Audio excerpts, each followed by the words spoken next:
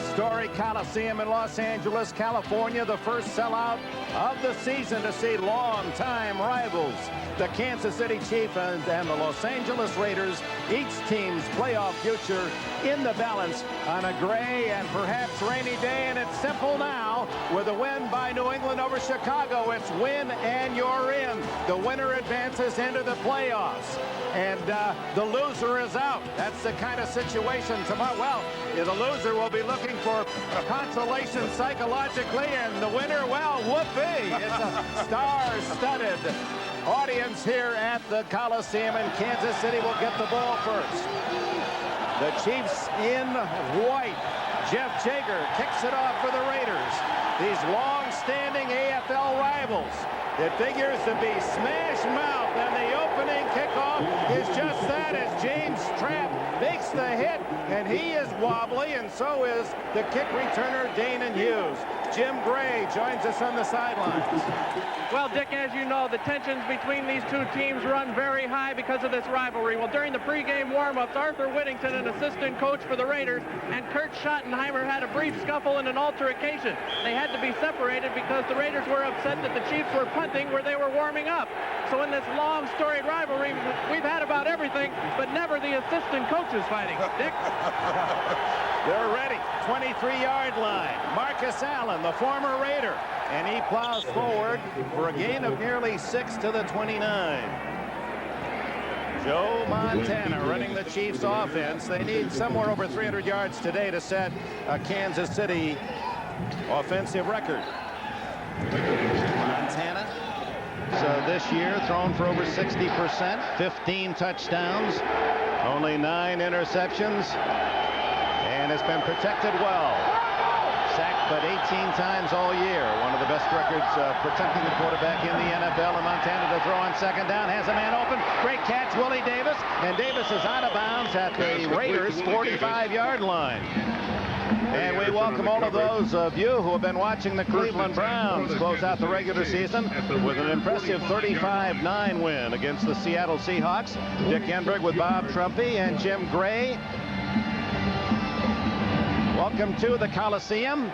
The Chiefs took the opening kickoff and have just picked up the initial first down of the game on a Montana to Willie Davis pass. It's the first sellout of this season at the Coliseum. Montana on the screen and has a man wide open, and Anders can't hold on. Rob Fredrickson, the rookie from Michigan State, over almost with a ricochet interception as we check on the starting lineups for the Chiefs. Alt, Zott, Dronhard, Marty Schottenheimer feels he should have made the Pro Bowl. Shields and Graham protecting Montana and opening the holes for Marcus Allen and Kimball Anders. Anders, the leading receiver this year. The speed outside is back from injury. Burden and Davis. Lake Dawson, the rookie from Notre Dame, joins them in 3 wide. Second down 10 from the Raider 45. Allen caught in the backfield. Fredrickson. He's matured tremendously in this his rookie year. 6'4" and 240. The Raiders have Harris and 2 big men inside ball, and the second-year Pro Bowler Chester McLaughlin, Anthony Smith, the pass rusher. The linebackers, Fredrickson, the rookie from Michigan State, Beaker in his second year from Colorado, the veteran Moss, Terry McDaniel goes to Honolulu, Albert Lewis, the former Chief, Bates and Anderson are the safeties. Third down, 12. Flag down. Montana goes long. Davis is wide open. It'll be a touchdown if the flag is against the Raiders. 47 yards. Check the penalty. Red Cashin, the referee.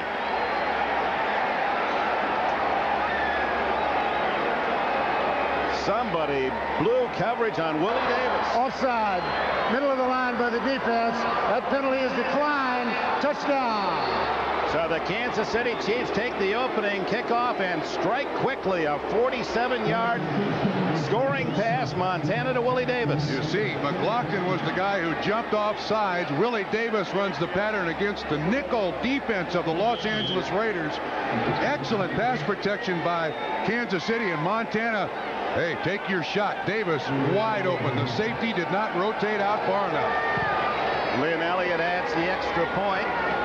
And with less than 2 minutes gone in the opening quarter, Kansas City strikes 7-0. Raiders defensive backs looking into the quarterback. That zone. Patrick Bates, 24, does not rotate out. Davis, excellent speed. A perfect throw by Joe Montana, and they strike first. Undancer, unprancer.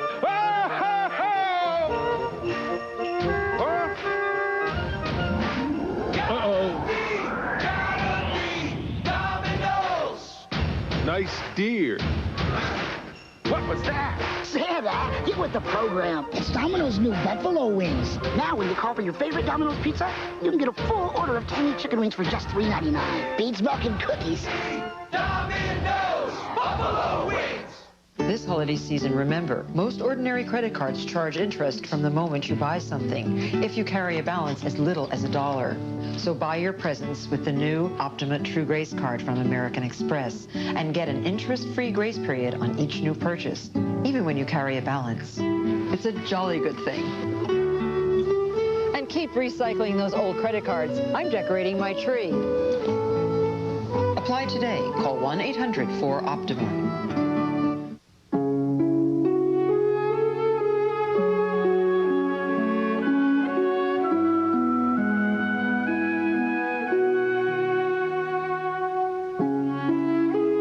This is the elegantly appointed front-wheel drive Acura Legend.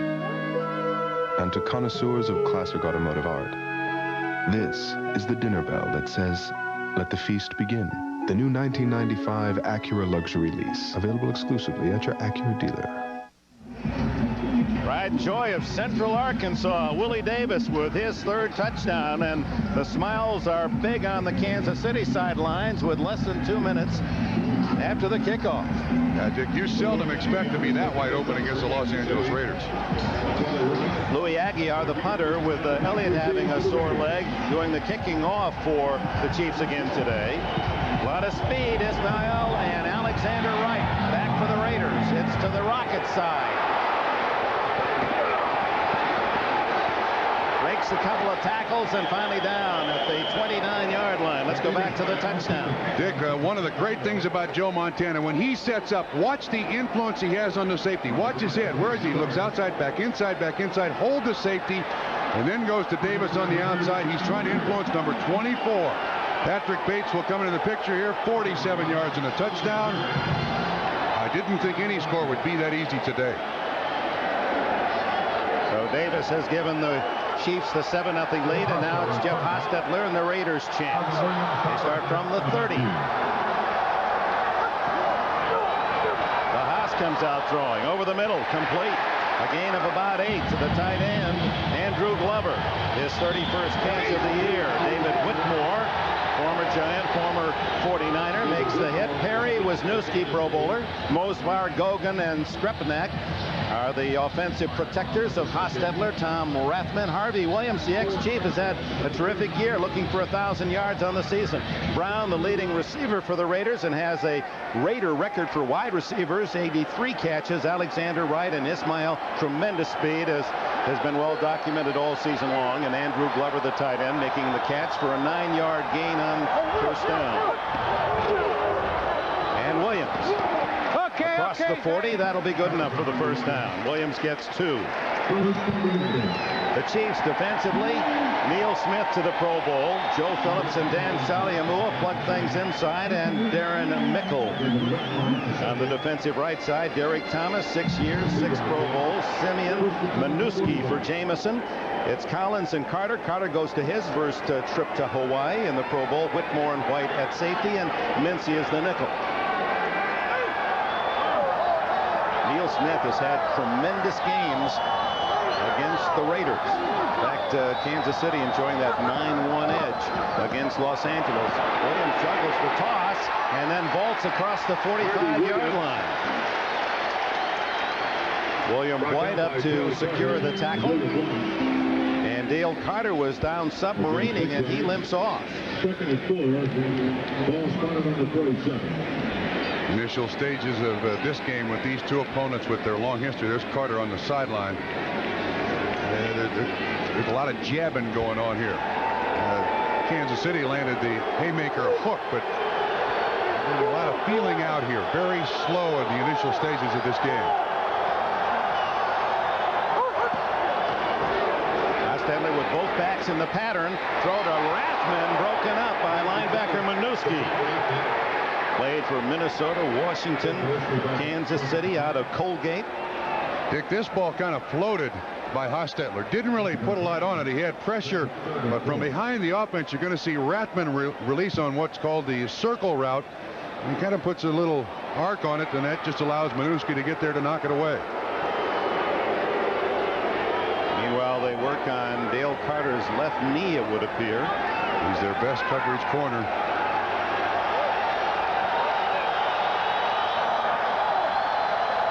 Darren Anderson appears to be at the right corner.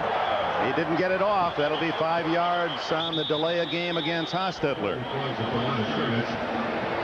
Penalty number 148, 2 away from an all-time NFL record. By the offense, 5 yards, still third down. Dick, remember the last time these two teams met, Raiders had 15 penalties. They had more penalty yardage against them than they had rushing yardage for them.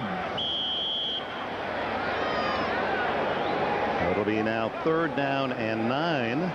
Marty Schottenheimer, he said one word this season, a roller coaster. Put that all together. So just when you think it's going good and you beat San Francisco, then you lose some very tough games, especially at home to the Rams and to San Diego.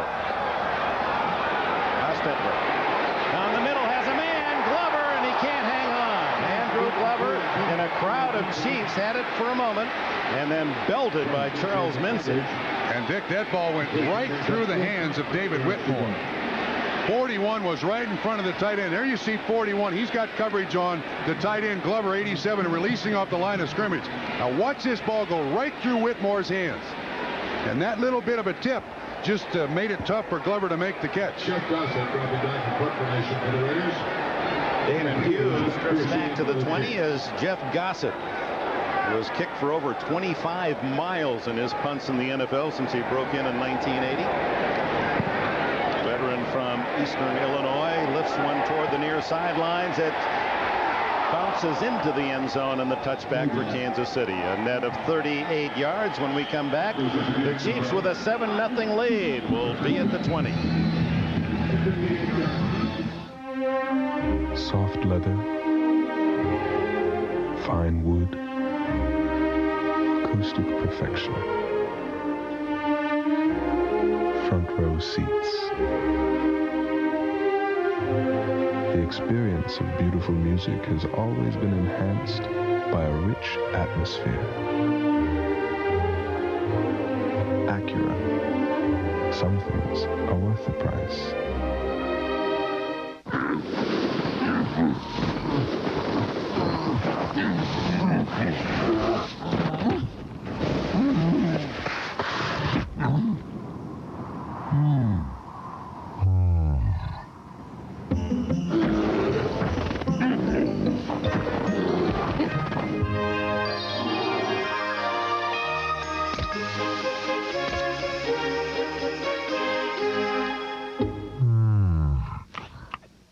It's up to you.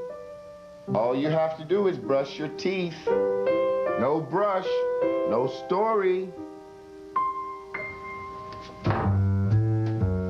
With fax, voicemail, speakerphone, and an integrated CD-ROM system, Daddy, let's do this book tonight. the compact Presario will let you do things that may have seemed impossible before.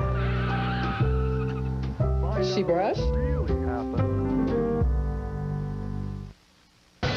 The NFL on NBC is brought to you by Acura.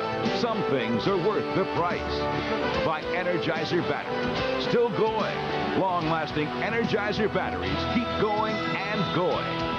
By Warner Brothers' new motion picture, Disclosure, now playing at a theater near you. And by Domino's Pizza. Call now and order new buffalo wings, and we'll deliver them with your pizza. It's gotta be Domino's. Super Joe Montana. He's been in 11 playoffs in his great career, and of course the 4 Super Bowl wins. To Marcus Allen. And the ex-Raider who is super motivated to play against those uniforms, black and silver, gets 8 on first down. Dale Carter, they say, stepped up on his ankle, that he'll return. Didn't see it being retaped or anything. That last sweep by the Los Angeles Raiders kind of turned it slightly, but they need him out here today. The Pro Bowl corner, their best coverage corner, with his Raiders speed at the outside receiver. Marcus Allen, he needs 114 yards to hit the 10,000 mark in his terrific career. And he slashes out to the 34-yard line and a first down. 4 carries, 18 yards for the former All-America who played right here in the Coliseum for Southern California. And Dick, Marcus Allen will certainly give credit to the guys up front. You can see the center, Grunhard and Zott, and also Will Shields do an excellent job of rooting 2 huge, strong defensive tackles out, Jerry Ball and also Chester McLaughlin. John Old's left tackle settles in on first down at the 35. Allen again, and this time stacked up after a short gain, a couple yards. 9 minutes remaining in the opening quarter, and the Chiefs, if you're just joining us, on a 47-yard touchdown pass, Montana to Willie Davis on the first possession, have a 7-0 lead, and Davis back into the huddle. Of course, one of the things that allows Kansas City Chiefs offense success is the ability to spread it around. When they can do a lot of different things, throw to a lot of different people, this is a very difficult offense to handle. And that touchdown pass, a good omen for Kansas City fans. Tight end Walker in motion. Montana to the sidelines to Willie Davis, and the touchdown maker hooks up for a first down at the 48. And Dick, that's also a message. I think Terry McDaniel, 36 of the Raiders, right there, probably the best coverage corner in the league. They go right at him. A lot of teams avoid going to McDaniel.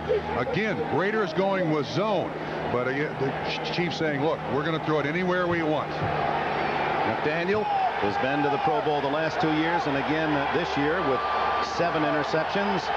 He scored 3 defensive touchdowns. Montana over the middle and complete to J.J. Burden, and almost intercepted on the carom by Patrick Bates.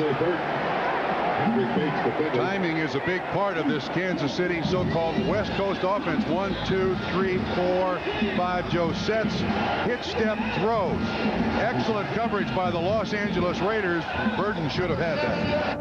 I mean, you like to have that ball into your chest when you're in the middle of the defense, but that's a very catchable ball. And in a game like this, you can't miss opportunities. Chester McLaughlin was pressuring Montana.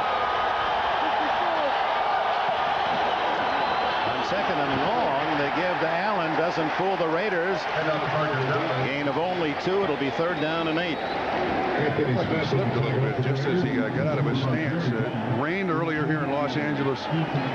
Not a lot of rain, but you need that first step. It sets up the timing of the play and also your balance.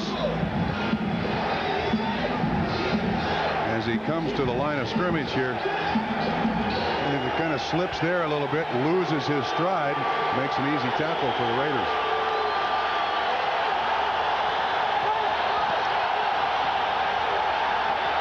Montana into the flat, and it's Kimball Landers, and he may have the first down. Knocked out of bounds at the 42 in Raider territory. Anders, who has 61 catches this season to lead Kansas City. And Dick, I wonder how many of those receptions are on that little fullback swing. Right at the sticks on the far sidelines. So they stretch out the chains, and Red Cashin says another first down for Kansas City. In this Kansas City offense, there's always an outlet. Now watch Montana look down the field. Primary's covered, secondary's covered, outlet is the fullback. If you hit him in stride, he can turn up the field and make the first down. It's the key to this offense, that little swing pass. Allen running right behind Big John Auld, and finally straightened near the 36-yard line. But that for Marty Schottenheimer is a win when you can get more than 4 yards on first down. No question about it. It keeps the crowd out of the game here in Los Angeles Coliseum. One, it shows the Los Angeles Raiders, we're confident. We think we can run anywhere and do anything we want. with 83 yards to go to become the 9th player to hit that 10,000 career yardage mark. He has 31 today. Marcus Allen given a breather. Only Anders in the backfield. 2nd and 4. Montana chased out of the pocket, hits the tight end Walker, and a first down at the 30. Fredrickson with another tackle for the Raiders. Well, the Raiders blitz. Montana avoids it and again hits the outlet receiver. So to this point, the Kansas City offense is functioning perfectly. Now, Paul Hackett, the offensive coordinator, guessing right against the Raiders defense, and the offense executing, especially with the outlet receivers. Now, Raiders need to do something quickly. A big blitz, something that stops Kansas City's momentum. Leading 7-0. Under 6 minutes left in the opening period. First down, Montana. Marcus Allen, and on first down, Allen gets 5-6 yards again. And if you can pick up 5 yards on first down or running the ball, you're talking about making Marty Schottenheimer a very happy coach. I'm shocked. Against these defensive tackles that the Raiders put on the field, you're not supposed to be able to do this. But a good job again by the center and the 2 guards of Kansas City. They're doubling one side and singling the other, and Marcus is finding a spot. 2nd and a short 5. And Montana sacked for the first time as Greg Biekert, the middle linebacker, shoots through. And to get Montana on the ground this year, that's worth a call home. Only the 19th time he's been sacked. Here's Biekert. They needed something to stop the roll here by Kansas City. They blitz Fredrickson 53. Biekert comes untouched. Montana does the right thing, but that's an excellent call by Fox, the defensive coordinator. Kansas City was doing everything they wanted and anything they wanted there. A loss of 10 that may have taken Kansas City out of field goal range.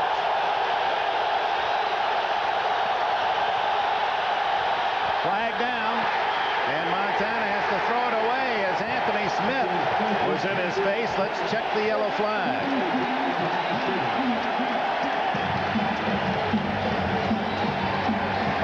Before the ball was snapped.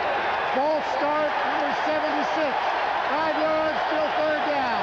Left tackle John Alt, and that'll make it 3rd and 20.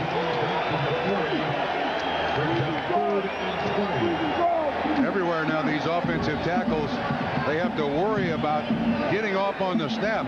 And you can see that the defensive lineman there, Alberto White, kind of rocks a little bit. It draws Alt out of his stance, and therefore the penalty. Aldo has been bothered by terrible back condition all season.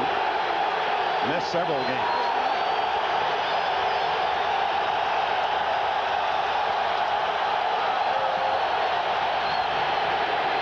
Good protection. Montana going for Davis again. Intercepted at the 1-yard line. No, he did not hold on, apparently. Patrick Bates. And for the Raiders, it's fortunate because they would have had to start at their 1. Now, the Kansas City punting team will have to place it down that deep. Dick, Willie Davis on this pattern slows up. He does not expect the ball at all, and then suddenly it's thrown his way. A jump ball. Davis gets inside. Bates almost makes the reception, just bounces to the ground off his hip. You're right. That is a break. That is a break for the Raiders because they would have been at the 1-inch line. In to punt is Aguiar, averaging 42 plus on the season. Trying to aim it toward the sideline. Wow. Hit very high, but it looks as if it's aimed, well, at the 5. And are they able to hold it in? Yes, they are. What a play by Dale Carter. Carter's ankle is fine. He does that pirouette on that sore foot. Well, this takes presence of mind. You know where your feet are. You catch it. You throw it back in bounds. It's caught by your teammate. 1st and 99. You train all year. You've been practicing since July, and it comes down to this game to make the playoffs. Winner goes on. Loser, the season's over, and big plays will be critical. Bates with a chance for the interception there against Davis, unable to hold on, and then Aguiar does the job anyway. Yeah. Bob, the ball is about in the same spot after the down punt, just inside the 2. Harvey Williams with Wes Bender in the backfield, and the tight end Glover in motion. Williams to the 5. Interestingly, a former Chief Williams, leading rusher for the Raiders, and a former Raider, Marcus Allen, the leading runner for Kansas City. And Dick, to complicate the problem here for the Raiders inside your own 10, there's only about 10% of the offense you can use. You're limited by the personnel. You don't want to take any chances. You want to be very, very careful, protect the ball, because between these two teams, the turnover has always produced the winner. You're very limited here if you're the Raiders. Stedler from his own end zone has to get rid of it as he was being pressured hard. Derek Thomas. Thomas drops off. He's got the tight end, or Harvey Williams, in coverage. Derek Thomas doesn't do a lot of covering, but an excellent job there of getting in front of Harvey Williams and knocking it away. Neil Smith, meanwhile, who is the best buddy of Derek Thomas, was really putting a hard rush on Hostetler in the end zone. So Hostetler is 1 for 4 for 9 yards. Smith, in 5 games against the Raiders, has 9 sacks and 3 forced fumbles. They've not been able to control him. I notice you're starting to wear that Band-Aid on the bridge of your nose. It's really, and that'll be delay a game second time for Hostetler. But you know what? I don't have a Christmas Band-Aid to go on my nose, and I didn't see Neil last night. Delay by the offense, half the distance to the goal, still third down. Well, Houston had the penalty record 149 in the season 5 years ago, and the Raiders have tied that mark and undoubtedly will own that record. We're not saying it's dirty play, but they do make a lot of mistakes, and sometimes it hurts, but frankly, they have played through and won even with the You're right. They do play on the edge. Hostetler gets it away underneath to Tim Brown, and Brown fights for a first down up to the 14. Big play, a little delay, Brown underneath, 11 yards. Tim Brown has shown his all-pro status in so many ways. Here he shows a lot of toughness. No play action fake, full protection. Brown releases underneath the safety. Now watch him drag Dale Carter. Tim Brown, not a big kid, but that was all second effort on Tim Brown's part to get the first down. 5 yards after he was hit by Carter. Breathing space. Raiders now have a little breathing space. 2:50 left in the first quarter. 7-0 Kansas City. Hostetler throws it away. Glover covered by Derek Thomas. Dick, let me make this observation. I've noticed here early in the game for the Raiders, they're going with a lot of 3-step drops. Generally, this is not a 3-step drop offense. They like Hostetler back in a 5-step. But he's been hit so much this year, sacked 38 times. It looks like they're trying to save him, go with the quick underneath stuff. I haven't really seen him set back in the 5 or 7-step drop yet. The Raiders as a team have allowed 48 sacks. That's the 3rd worst record in protecting the quarterback in the league. Harvey Williams to the 20-yard line on 2nd and 10. He gains 6 before Neil Smith and Dan Saliamua can collaborate on the stop. Harvey Williams has been a pleasant surprise for the Raiders. He was at Kansas City, got up to around 230. And it really slowed him down a great deal. Now at 205 pounds, he seems to be much quicker. And of course, he promised his offensive linemen, or he's already done it, he's buying them cowboy boots for the great season he's had. Marcus waiting for his turn offensively. It's 3rd down and 3.5. Hostetler finds the rocket, and that'll be good for another first down to the 29. Jay Taylor made the stop. Ismael has become more and more an important facet of this Raider offense. That's his 33rd catch, and he's had 5 touchdowns. In the last month, they seem to have discovered Rocket Ismail. But anytime you can get Rocket Ismail out on the corner with the ball in his hand, and you like his chances. Such a shifty little player. And very strong. Jay Taylor is over there on the sideline. He is the man who made the tackle on Rocket Ismail. From the inside the 2-yard line, the Raiders with another false movement there. The right guard or tackle could have been Skrepanak or Gogan. I think it was Gogan. Before the ball was snapped, False start. Number 66 on the offense. 5 yards, still first down. And Kevin Gogan gets the Raiders into the record book, number 150. 66 right in there. You wonder why this happens. I mean, Hostetler has a big, deep, resounding voice, and a lot of the penalties that have happened on the Raiders this year have been the little nitpicking kind, you know, just breaking out of their stance. First down, 15 for Art Shell's Raiders. Hostetler to Glover, the tight end. Gets about 12 yards on that catch. Greg Minuski with the tackle. There was a 5-step drop. Nice, good setup by Jeff Hostetler. Had time to throw. Glover runs a nice pattern. He's right here. He gets the outside release around Mickle. That means Minuski, the inside linebacker's got to come with him. Well thrown by Hostetler. Good, strong arm. Nice completion. Second down and 3 as Glover. Of course, the Raider tight ends through the years have always been big producers. Yes, former running backs. Williams tripped up as he hit the line of scrimmage and dropped just shy of the first down near the 38-yard line. You mentioned those tight ends. It started out with Billy Cannon, you know, an ex-running back. They converted him to tight end. Then, of course, probably Raymond Chester. Raymond Chester. He wasn't really a running back before, but they had Ethan Horton, who was a converted running back.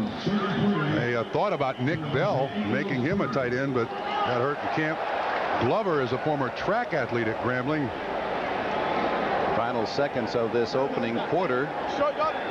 And basketball player. Now David Whitmore to the sideline. Goodness. His injury problems through the course of this year as well. So the Raiders won't run off a play. End of the quarter. First possession, Montana to Willie Davis, 47 yards. 7-0 KC.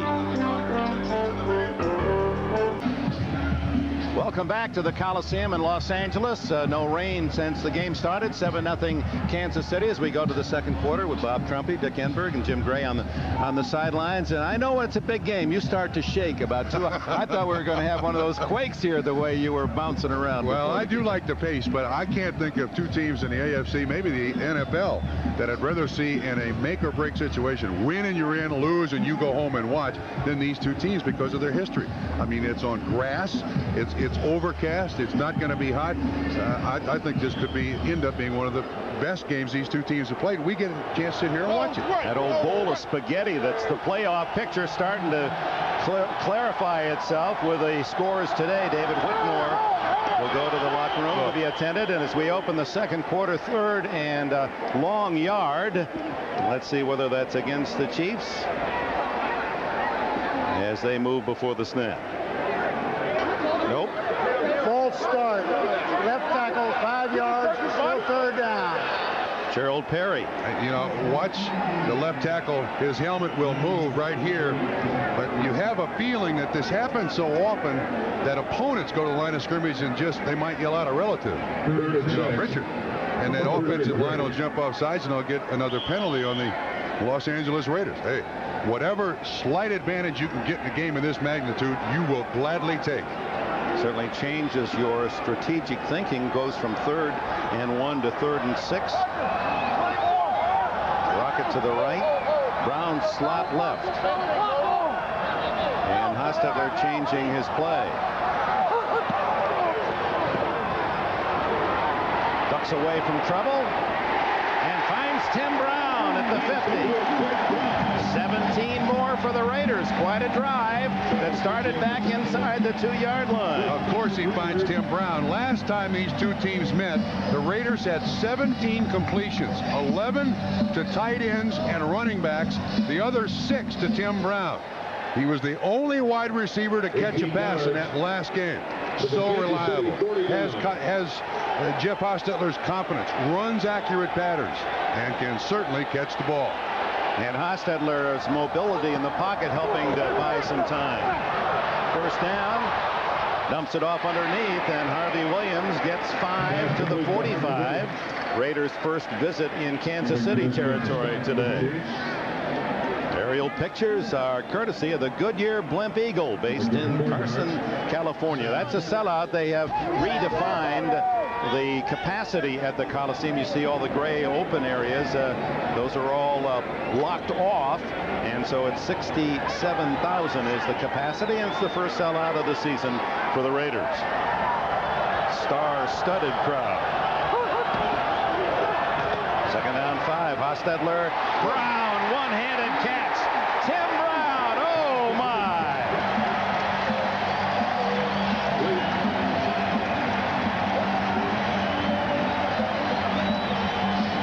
Mark Collins, the man in coverage. Just a simple crossing route by Tim Brown. Watch the concentration.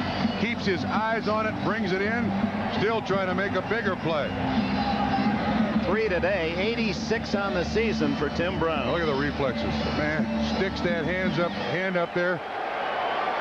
A year ago, he didn't know if he'd be here in Los Angeles. In fact, had a very rich offer from the Denver Broncos that was matched by the Los Angeles Raiders. Jeff Hostetler using a timeout. Now, on that story, excuse me, tell you in a minute.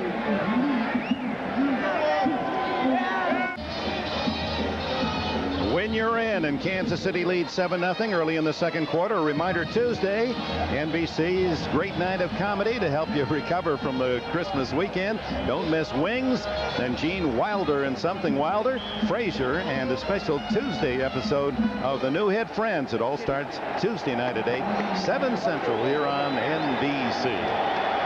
Tim Brown putting on his own show again for the Raiders. Setting a wide receiver record, and it's Rocket Ismail on a reverse.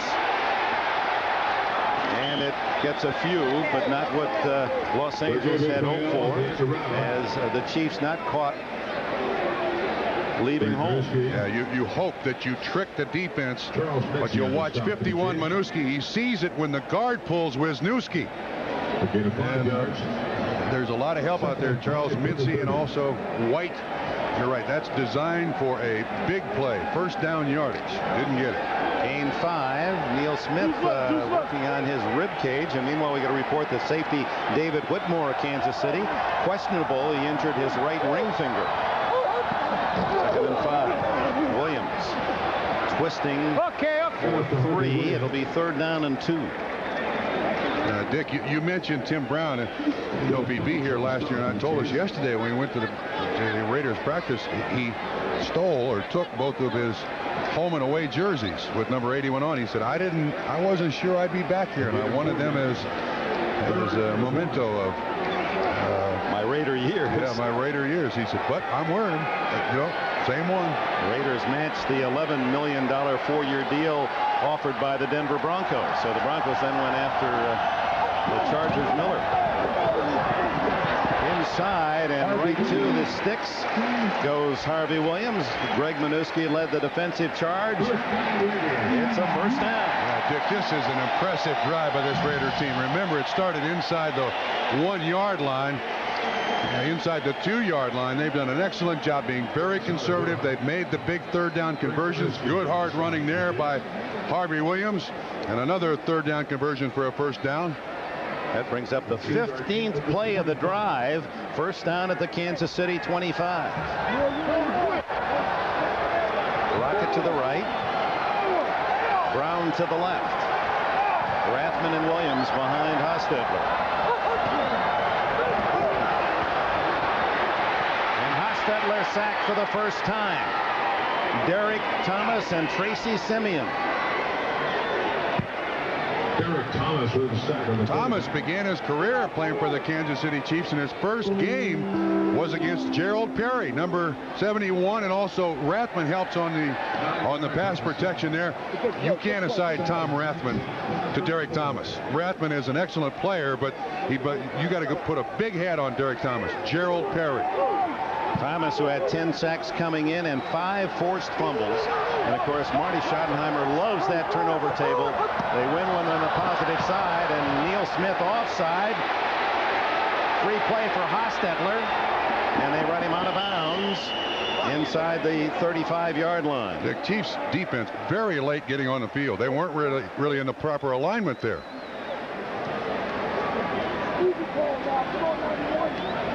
Brett Cashman checking with his line judge, and it is offside Kansas City. Dave Adolph in the middle of your screen. defensive coordinator, and you could see Offside. Number 90 on the defense. 5 yards. Still 2nd down. there was a change in personnel by the Chiefs defense, and they just didn't get out in position in time. There's a Christmas Band-Aid. They're selling big down in his hometown of New Orleans, aren't they? Well, it looked like they even has rhinestones on that Christmas tree. 9-minute drive continues for the Raiders.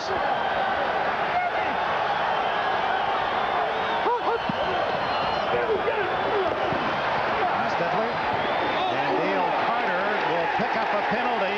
Use the left hand to push off on Alexander Wright. And Perry and Thomas exchanging holiday greetings. That won't be the first time that happened, or the last time that happens today. It's just the first.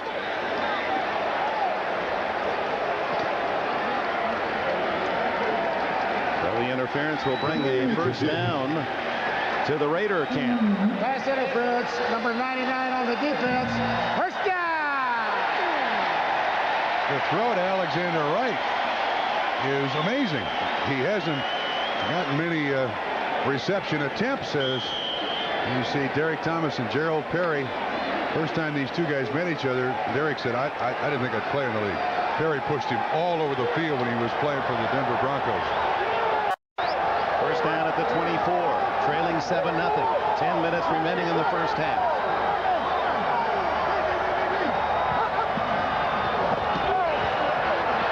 Hostetler underneath. That's going to be near another first down as Rocket Ismail has the catch. Simeon and Saliamua with the stop. Getting him more involved, Dick, little by little, just more involved. He just runs a little delay route underneath. If he can break one tackle there, Rocket can get away. Isn't this a fascinating drive? So atypical of the Raiders, who have that long ball threat. That's how they stretch the field. They're just picking, getting a lot of yardage underneath. And look at the length of this drive. As inside the 20 this season, they have not been that successful. In fact, Cincinnati, Houston, Tampa Bay, and the Rams, all non-playoff teams, have scored fewer touchdowns in the red zone than the Raiders. You mentioned the drive and how unique it is for the Los Angeles Raiders. It certainly protects the quarterback. It certainly keeps pressure and wears out the defense of the Kansas City Chiefs. And it's well orchestrated. I mean, they've done a lot of different things in this drive. First down at the 14. It's a drive that started well back in the first quarter inside the Raider 2. Williams breaks a tackle. And he's to the 10-yard line. A gain of 4. Carter, along with William White on the stop, and Minuski got a piece of the action as well. Now White is slow getting up. And is Carter.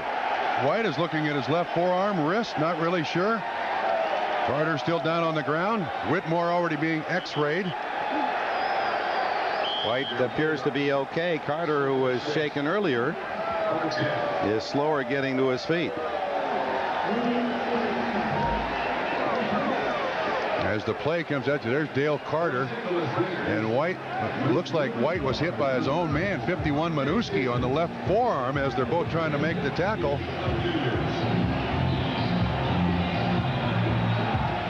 Big hitter. And here comes Whitmore. They need that locker room and x-ray machine a little closer to the Kansas City bench. His injury to a finger, but they thought he might not return. Look at Derek Thomas.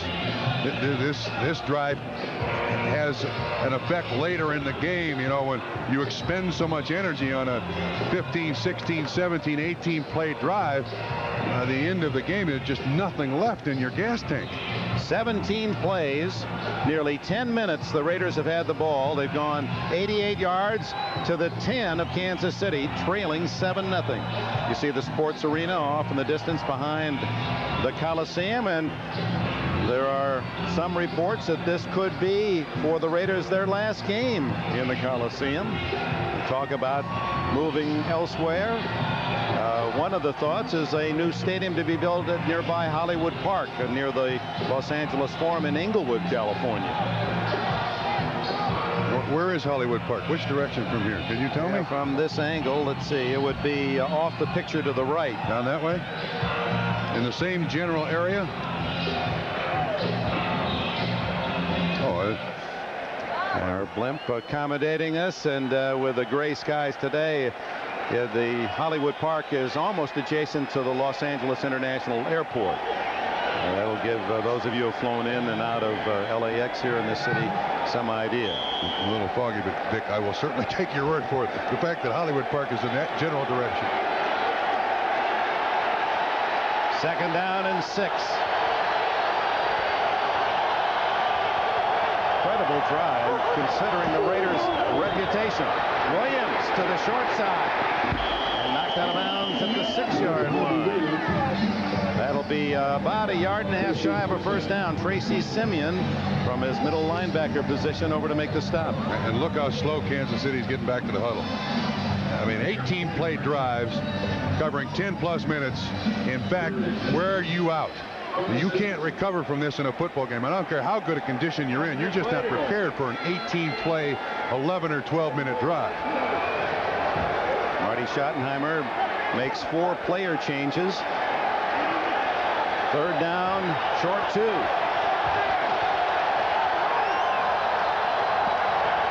Hostetler just does get the snap in time. Gets away for a moment and then has to eat it at the 11. And may have fumbled, and if he did, it's Kansas City saying they had the ball. Greg Cragen, the veteran acquired from the Denver Broncos. Dick, I think he just took it right away from Jeff Hostetler. But we have a penalty against Kansas City for holding that will negate the turnover.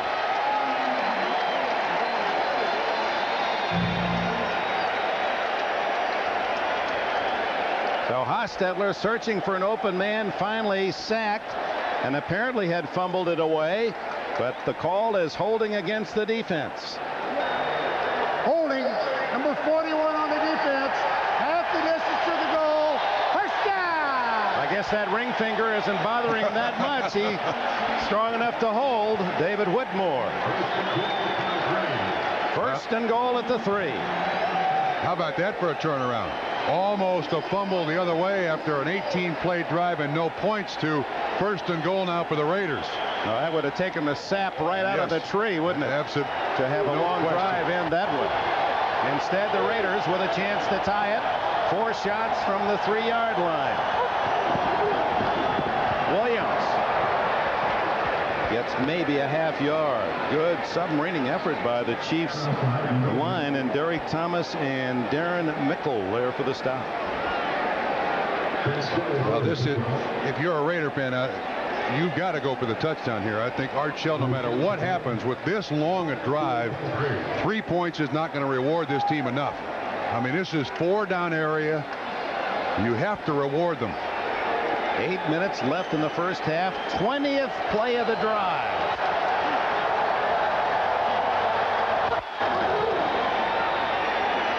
Hostetler.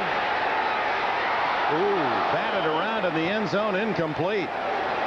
Lots of hands raking at that one. Jamie Williams, the veteran former Oiler and 49er, deep in the end zone. Play action fake. Harvey Williams is also a receiver in this. You see Hostetler looking down the field. Watch Harvey Williams. He gets his hands up, tips it just a little bit, and it falls right short of Jamie Williams. I think it was intended for Williams, but it was. I agree with you. I don't think Harvey Williams ran the right pattern. That was both Williams there. I think it was Jamie, the tight end, that was the target, and Harvey got in the way. 3rd and goal. Raiders 4 for 5 on 3rd down in this half. Hostetler on a keeper, then throws it away. It's a live ball and covered by Harvey Williams.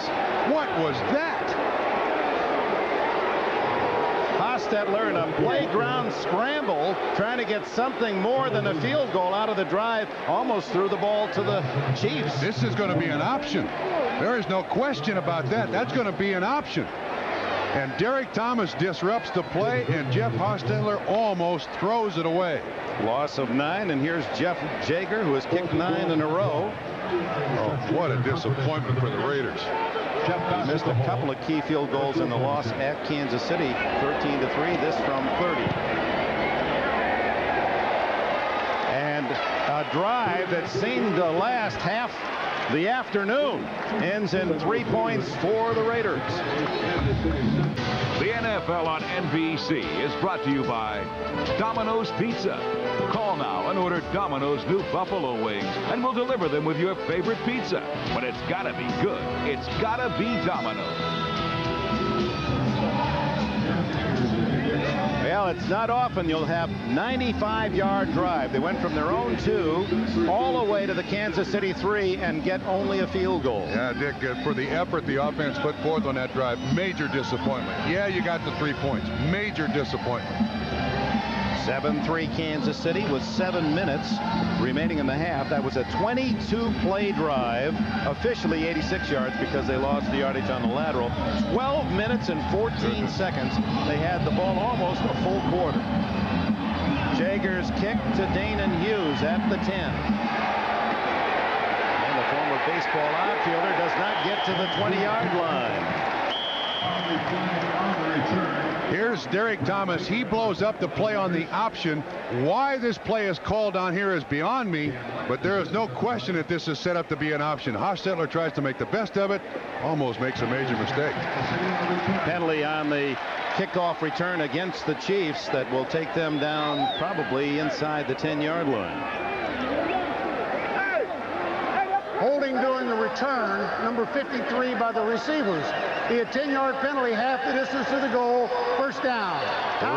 Rick Hamilton guilty. The ball marked just inside the 10. Timeout, 6:53 remaining in the first half. The NFL on NBC is brought to you by Buick, makers of the concept car you can drive, the 1995 Riviera.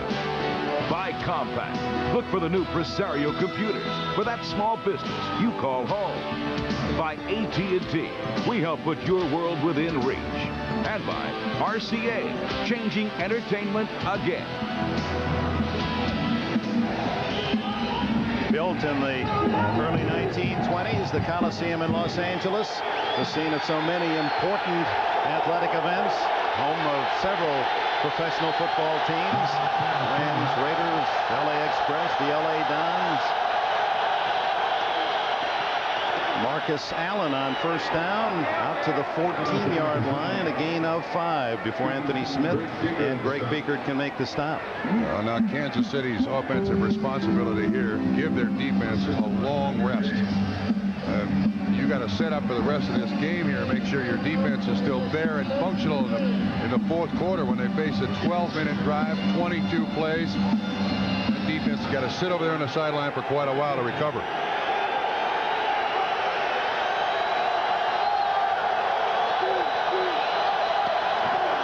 On 2nd and 5, it's Allen again, and he stopped after short yardage. Bring up about 3rd and 3. Winston Moss played at Miami of Florida. Bernie Kosar and Moss and that great team won the national championship in '84. Make the stop. Marcus, the workhorse. Talking with him yesterday. He just put it football terms. Smash, mouth, no fair dodging. No fair dodging. Take the pain.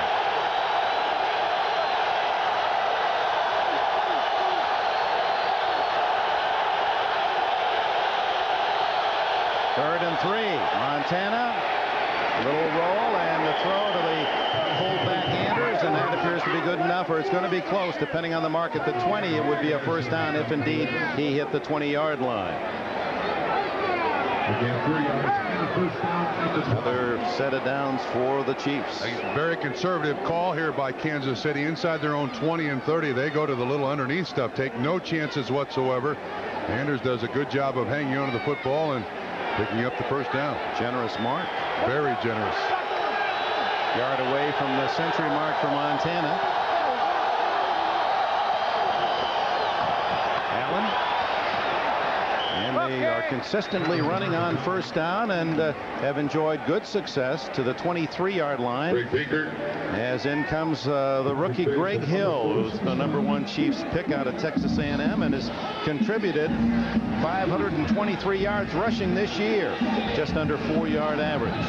Learning from an excellent teacher, don't you think, Greg Hill? He can emulate what Marcus Allen does to accomplish what he's accomplished, to be a fine running back in the NFL.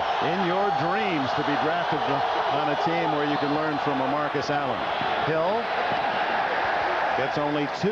It'll be 3rd and 5. Chiefs' choice here started the game offensively. On first down, they've gone 8 runs and 2 passes. So they're taking the conservative approach, trying to threaten the line of scrimmage, control the line of scrimmage as best they can, and Marcus has been a big part of that. 7-3 Kansas City on a Montana to Willie Davis 47-yard touchdown pass. Paul Hackett, the offensive coordinator, has called down the play. 3rd and 5.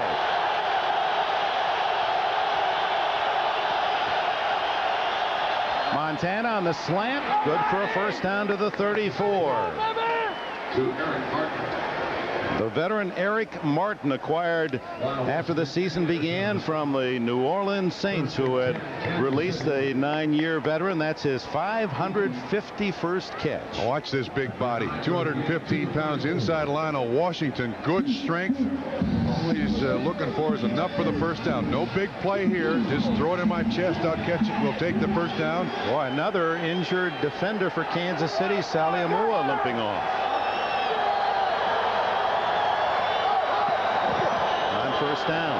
Hill trying to get around the corner and toppled at the 38-yard line. 2:55 left in the half. Let's go to New York and Greg Gumbel.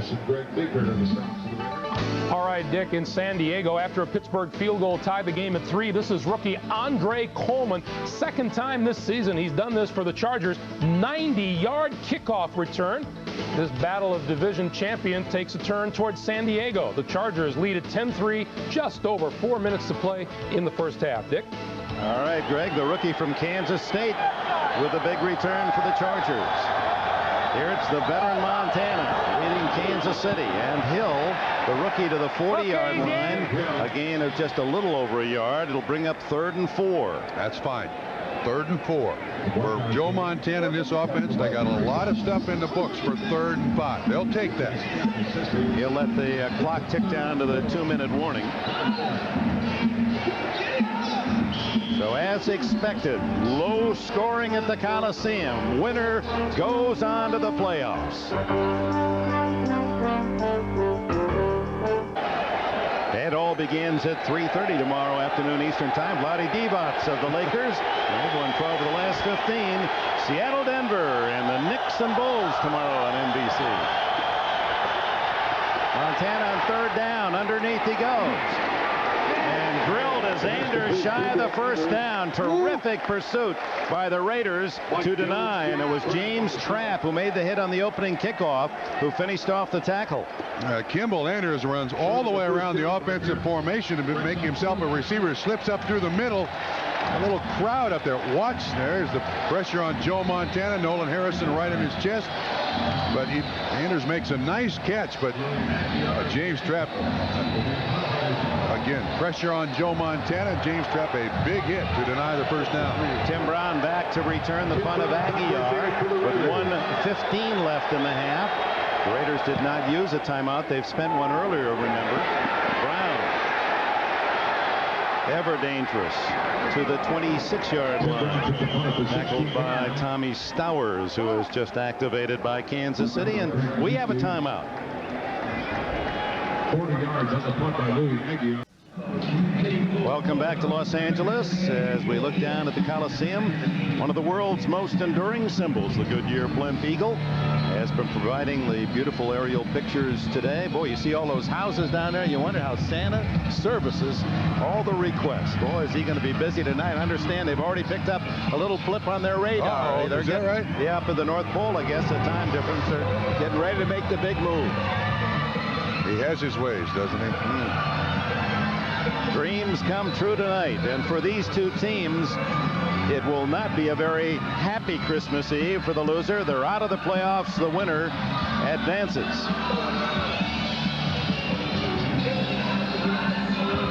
Yeah, that prayerful pose is more than appropriate. The Raiders have the ball at the 25. They're 25 with 64 seconds left in the half. Stay tuned. Domino's Pizza halftime report with all the scores and highlights of games today and try to straighten out the playoff picture best they can. Harvey Williams traced down by Derek Thomas.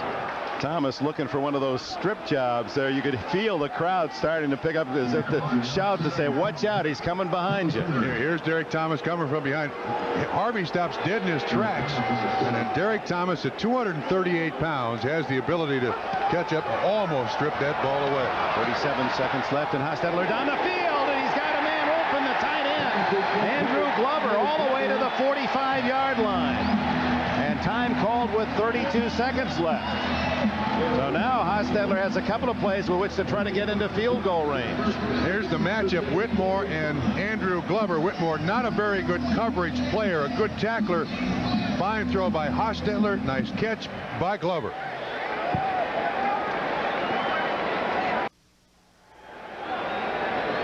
Art Shell on the sideline like that last play. Kansas City came with a 2 deep man under. Well read. The safeties rotate. Here's Whitmore and here's Andrew Glover, and he runs up the middle. What you're trying to do is isolate the tight end on someone. It works perfectly. The safeties rotate out. They're paying attention to the wide receivers. This is a magnificent throw by Hostetler. An excellent catch by Glover for a nice pickup. And Glover with his third catch. He leads the Raiders with 46 yards. And a reminder, the Domino's Pizza halftime report with Greg and Joe. They'll analyze the entire picture. What a season. Paul Tagliabue, the commissioner of the National Football League, you couldn't have orchestrated a season that's come down to so many important games on the final weekend. Hostetler screen. Oh, Neil Smith almost picked off the screen pass, and he was heading in the other direction. Kansas City came with a double corner blitz. Whitmore and Mark Collins. Watch them come from the outside here. They're coming right here. Look at that. Oh, man. How did Neil Smith miss that one? Well, that was short range and thrown a little hard for old Neil. He has an interception this year to go with his 11.5 sacks. 27 seconds left in the half. Jager's season long is 51 yards, so they'd like to get at least to the 35 as Hostetler in trouble, gets it away, and a pickup of 4 to Harvey Williams to the 41-yard line, and time called. The last time out for the Raiders. 18 seconds left. Great job by Hostetler there. Darren Mickle was all over his back. Here's Mickle right here, gets the outside rush. And watch the job that Hostetler does. He's got the outside rush on the stunt. Hostetler steps up, still able to make the completion. Big, strong, tough quarterback. Yeah, you get picture impressions, and when you see Hostetler just the way the uniform fits, he doesn't look like a big man, but he's 215, 220 pounds, and able to ward off the charge of those big defenders. Yeah, he's big-legged, lifts weights with the offensive line, in superb condition. He's had to be with all of the hits he's taken here the last couple of years. Well, an NFL doubleheader today and an NBA twin bill tomorrow. NBA Showtime tips it off at 3:30 Eastern, and then you'll see a rematch of the most stunning playoff upset in NBA history. Seattle and Denver go at it in the Mile High City. That to be followed by the Knicks and the Bulls. The last decade, that says a lot. In the National Basketball Association, 2 great stars in Ewing and Pippen matched up there. Doubleheader tomorrow, NBA. 18 seconds left in the half, third down, and a long 5 for Hostetler. He drills it, complete to Brown, out of bounds to stop the clock. They're in field goal range. First down, 12 seconds. Kansas City came with a blitz again. Excellent protection by the Los Angeles Raiders, and Brown runs the deep out. Mincy is the man looking at him, but he breaks right underneath the clearing guy, the outside receiver. Well done by the Los Angeles Raiders. There's a temptation here for Art Shell with 12 seconds left and no timeouts to go for the field goal. He's not. He's going to try to get one more play, get closer, or maybe even get something bigger. I noticed that James Jett came in the lineup. They like him on crossing routes, and with his speed, he can either get to the sideline or the goal line. At this spot, it would be about a 45-yard field goal. Hostetler going to be intercepted. field. Check that, Mark Collins, the veteran from the New York Giants, and Collins turns it around. Interception, touchdown, Kansas City. 78 yards. So Shell had the 3, decided to go for one more play, and it becomes 6 points to the other side. Hostetler is in shock. Somebody didn't run the right pattern here. From behind the defense, he's looking downfield. His arm is hit. There's no question about that, but I don't see any receiver out there. Both Taylor and Collins were in better position than a Raider jersey. It looked like Rocket Ismail was out there. And Derek Thomas, again, his presence felt, puts the pressure on Hostetler that results in the interception. Try for point. Lynn Elliott knocks it through, and from what appeared to be a 7-6 halftime score, it goes to 14-3. The final play of the half, a 78-yard touchdown return by Mark Collins, his second career interception for a score. And yesterday, Marty said one of the men that has really played extraordinarily well all year long that's received so little credit, Mark Collins. And to the dismay of Jeff Hostetler, his pass becomes a touchdown the other way. We go to Greg Gumbel in New York. This is the Domino's Pizza NFL Live Halftime Report, brought to you by Domino's Pizza. When it's gotta be good and it's gotta be now, it's gotta be Domino's. All right, Dick, welcome back to our studio, everyone. Greg Gumbel along with Joe Gibbs. Once again, a Merry Christmas to you and yours. Let's run down the scores for you. What an unbelievable ending to the first half. The Kansas City Chiefs have taken a 14-3 lead over the Los Angeles Raiders. Winner goes to the playoffs. The loser goes home. And you and I were thinking that the Raiders had recovered pretty well from that first touchdown pass of Montana and were playing well up until that last play. I was just getting ready to say they kind of dominated there. Although the stats in this game have been very even, Greg, I think they both played pretty much even. I would say this, though, that Montana normally gets great protection. The Raiders been knocking him around. Haas has had trouble with protection this year. He's been pretty good. Got a hand in his face on that last one, but I'd say a big mistake there by him. And, of course, the other one, he needs a little practice on the option down there. Yeah. As the afternoon wears on, let's keep that play in mind. 14-3, Kansas City leads it at halftime. In San Diego, the Chargers hosting the Steelers. The Steelers lead this game 13-10 in the second quarter. This battle between two division champions, and the Steelers lead it by 3. In Houston, the Jets and the Oilers. The Oilers lead the Jets 10-7 in the second quarter. In Denver, the Broncos hosting the Saints. New Orleans leads it 17-6 in the second. And in Anaheim, the Rams hosting the Redskins. It's the Redskins by a field goal. Now, earlier today, battle royal between the Patriots and the Bears, won by New England 13-3. The final score. The Patriots beat the Chicago Bears, and there is the shovel, the New England Patriots lucky symbol. Bears going for the tying field goal here, down 6-3. Kevin Butler's attempt is blocked by Troy Barnett, New England's first blocked field goal since '89. Butler later missed a 36-yard attempt. 6-3 in the fourth. Drew Bledsoe to Leroy Thompson. 3 yards in the score with 2.5 minutes to play. 13-3 Patriots.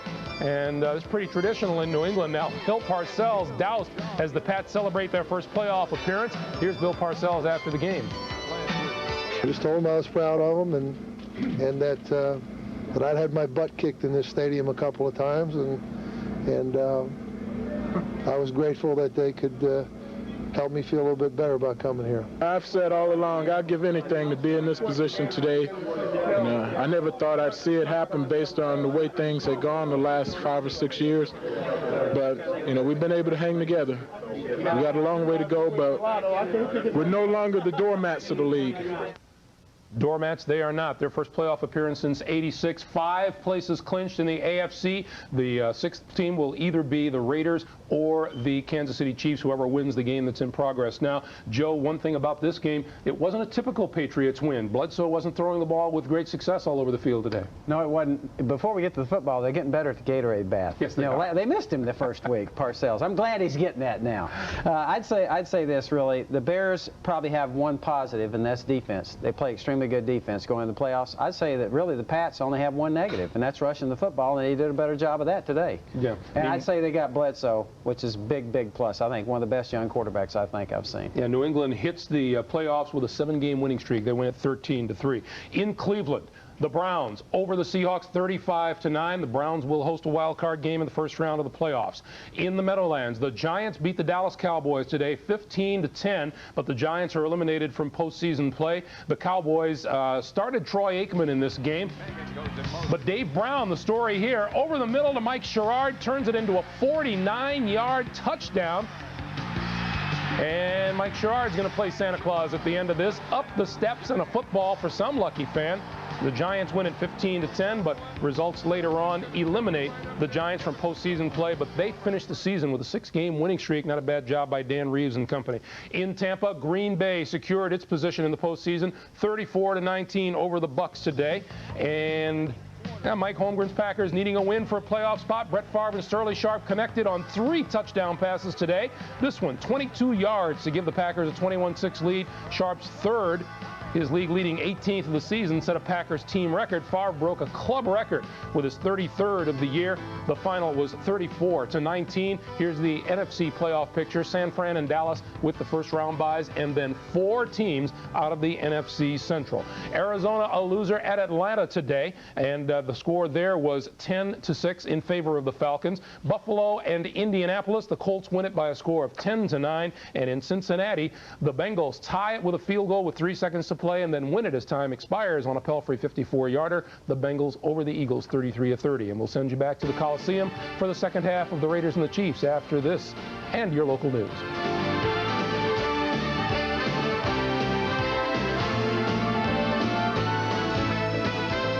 The Domino's Pizza NFL Live Halftime Report, brought to you by Domino's Pizza. When it's gotta be good and it's gotta be now, it's gotta be Domino's. Welcome back, everyone. Greg Gumbel, Mike Ditka, Joe Gibbs. We'll get you highlights of the early games as well as update you on the late game scores in our next segment. Right now, however, let's run through the games that are final and show you the playoff picture. The big game today at Soldier Field in Chicago. The Bears and the New England Patriots, and the Patriots win it by a score of 13-3. We're talking about this game, gentlemen. He said this is a typical Bill Parcells game, even though it was an ugly game to watch. Well, it was. It was a game of mistakes, though. That's kind of unusual for this late in the season. Missed field goals. Chicago not being able to move the ball on offense, but I think New England's doing what it takes. There's probably a lot of teams right now saying, hey, these guys right now are on a roll. Yeah, I think the great thing about it took some pressure off of Bledsoe. He didn't have to have the big game. He started out hot, then he kind of cooled off. They ran the ball better. Not great, but they ran it better. But their defense has played outstanding. Their defense has not given up a touchdown, I think, in the second half in the last 7 weeks, so that's pretty impressive. Both these teams make postseason play. The New England Patriots qualify and still have an opportunity to win the AFC East. Here's a look at the playoff picture. Pittsburgh, Cleveland, San Diego, New England, and Miami are in, with the winner of the Raiders and the Kansas City Chiefs being the 6th and final participant in the AFC playoffs. So New England with a chance to win the AFC East should the Miami Dolphins lose to Detroit tomorrow night.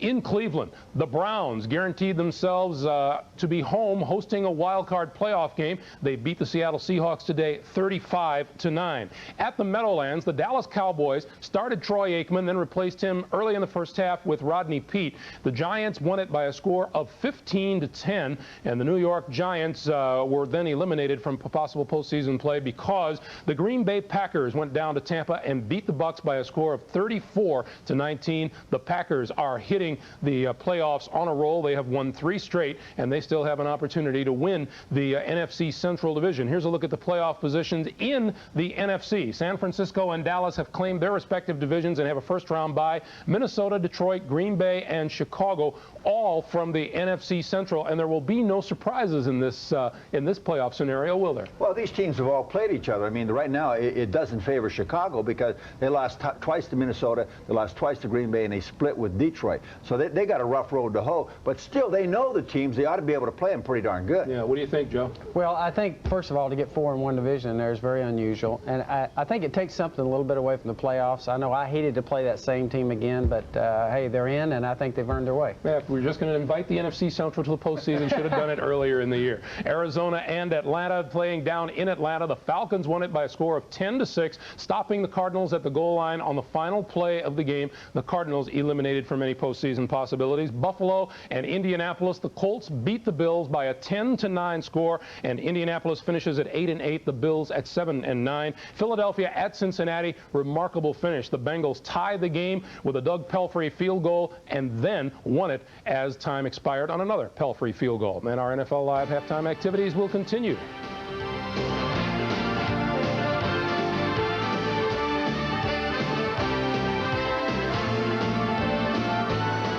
A critical decision made by the Raiders in the final seconds of the first half leads to an interception by Kansas City, 14-3. Back after these messages from your local station.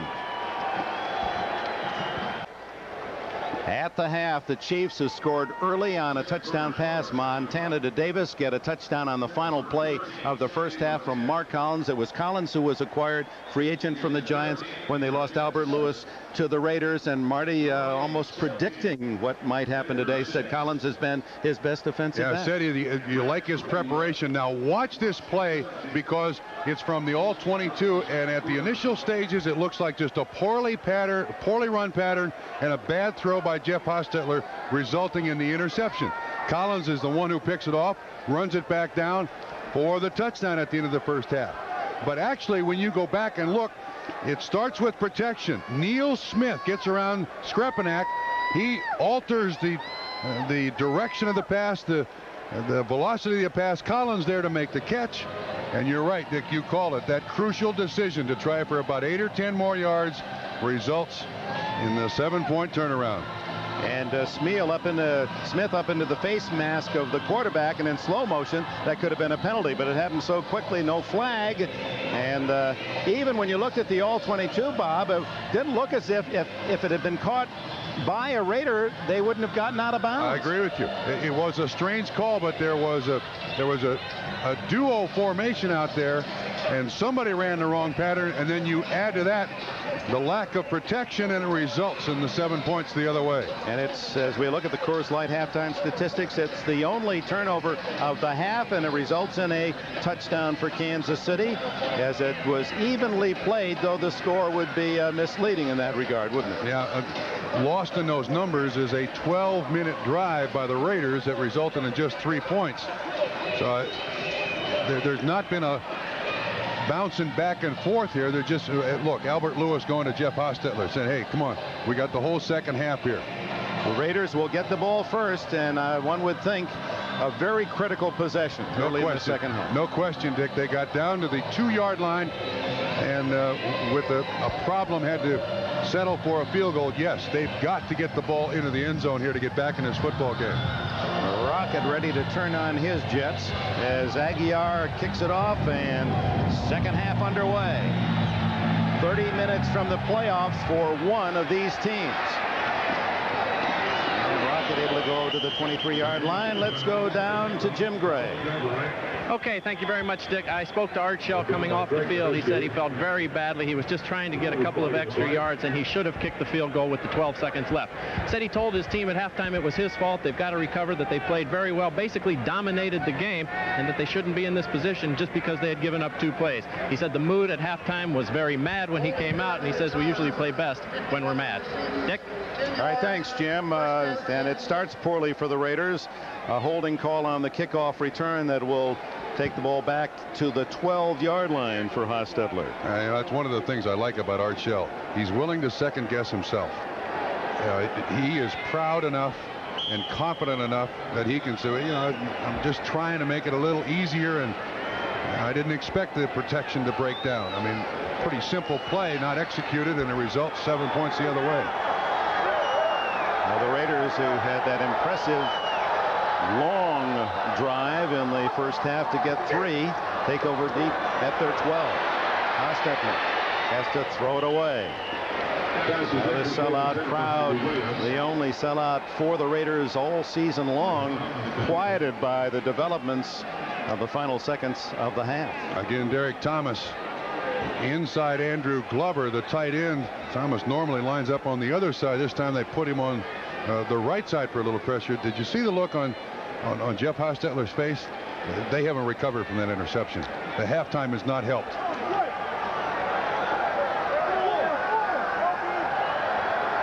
Veteran from West Virginia, took the Giants to the Super Bowl. Filling in for Phil Simms. Oh, almost caught from behind, gets the pass away, and drilled was Rathman. Greg Manusky, one of the tacklers, and he's slow getting up. Yeah, Rathman's on his way back to the huddle. Manusky's not sure what state he's in. But watch how long Hostetler holds on to the ball here. He has been hit and hurried a lot in the first half, and now he's going to take it on himself. He hangs onto that football. Bang! Manusky on Rathman. Pass incomplete. Well, without that hit, that's a catch. 3rd and 10. Manusky trying to clear the cobwebs. Hostetler in a crowd. Incomplete to Tim Brown. Broken up by David Whitmore. So 3 incompletes, and the punting team on for the Raiders. Nothing worse could happen to the Los Angeles Raiders in this situation. The way the first half ends, and then it starts this way. Total zone by the Kansas City Chiefs.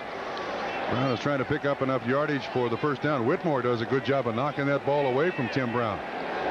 Jeff Gossett, only his 2nd punt attempt. Dale Carter at the 43 of Kansas City. The Chiefs should come out with pretty good field position for their first possession. Gossett. Carter at the 38. And good coverage by the Raiders down at the 35. A 51-yard kick and a -2 on the return. We'll be back with Joe Montana at the controls.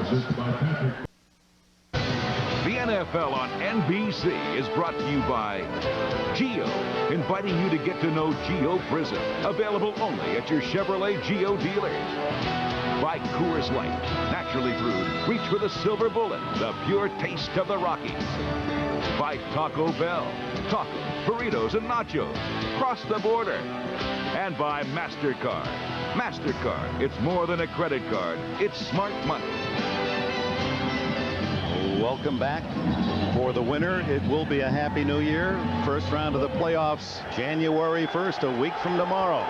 The Raiders trail 14-3, Kansas City's first possession. Second half starts at the 35. And it starts the same way that the Chiefs began the game, with Marcus Allen running the ball. Flag is down. Anthony Smith makes the tackle. Red Cashin with the information.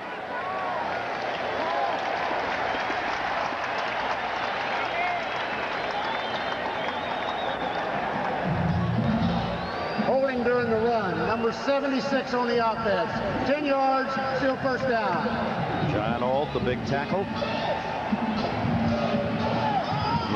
He loves fishing so much. It's interesting, these personalized license plates that the athletes have, and they usually relate to the sport. Alt says muskie. Muskie. I'm a muskie fisherman myself. I know the attraction of fishing for muskie. You're all in there grabbing a hold of somebody. Got away. The fish got away there for a -10. Throw to Kimball Anders, breaking tackles and plowing out to the 37-yard line. They had him for about a 3-yard gain, and he winds up gaining 13. He breaks the tackle of Rob Fredrickson, number 53, a rookie player, but a very sure-handed tackler. Watch what happens. Watch 53. Runs a nice stiff arm, runs through that one, runs through the tackle of Albert Lewis. Anders done a lot for this offense. His leading receiver on screens, the little crossing routes on the flare. Joe Valerio comes in as a tight end. Second down and long 7. Off play action, Montana going deep for Davis. And Patrick Bates had one hand on it. Bates should have made a better attempt to gather himself and make that interception. The man was covered. Watch, Dick. I think Bates can set himself to make the interception here. He's not really bothered. McDaniel is the closest man. If he kind of takes one more step, I think he's got the interception. Willie Davis was the intended receiver from Kansas City. Yeah, his teammate did kind of drive him off the ball. A little bit of a push. Third down and a long 7 for Montana. Blake Dawson, the extra wide receiver, and timeout called by Montana. Will it be allowed? Delay by the offense. 12 yards, still third down. When Montana pulled away from the center, it looked to me like he was motioning to the official that he wanted a timeout. Why Red Cashion didn't give it to him, I don't know. Well, probably Marty Schottenheimer, with hindsight, says, hey, good call. They save a timeout. Save the timeout. We'll take the 5-yard penalty here. Watch him step away from it. Does he make any motion? No, he makes no motion to the referee. So he realized he just wasn't going to get the play off and swallowed the 5. And saves the timeout. Your point is well taken. 3rd and a dozen. Montana has a man wide open and overshoots J.J. Burden. Oh, much like the touchdown that started the game where Willie Davis had lost the Raider defense. Burden flying in free territory. Lionel Washington in coverage. He tries for the bump and falls down. This is blitz by the Raiders. It was picked up by Kansas City. He had plenty of time and he realizes, no, I've overthrown him. Joe hasn't missed many. 3rd time that Aguiar has been asked to punt. Tim Brown back inside the 30.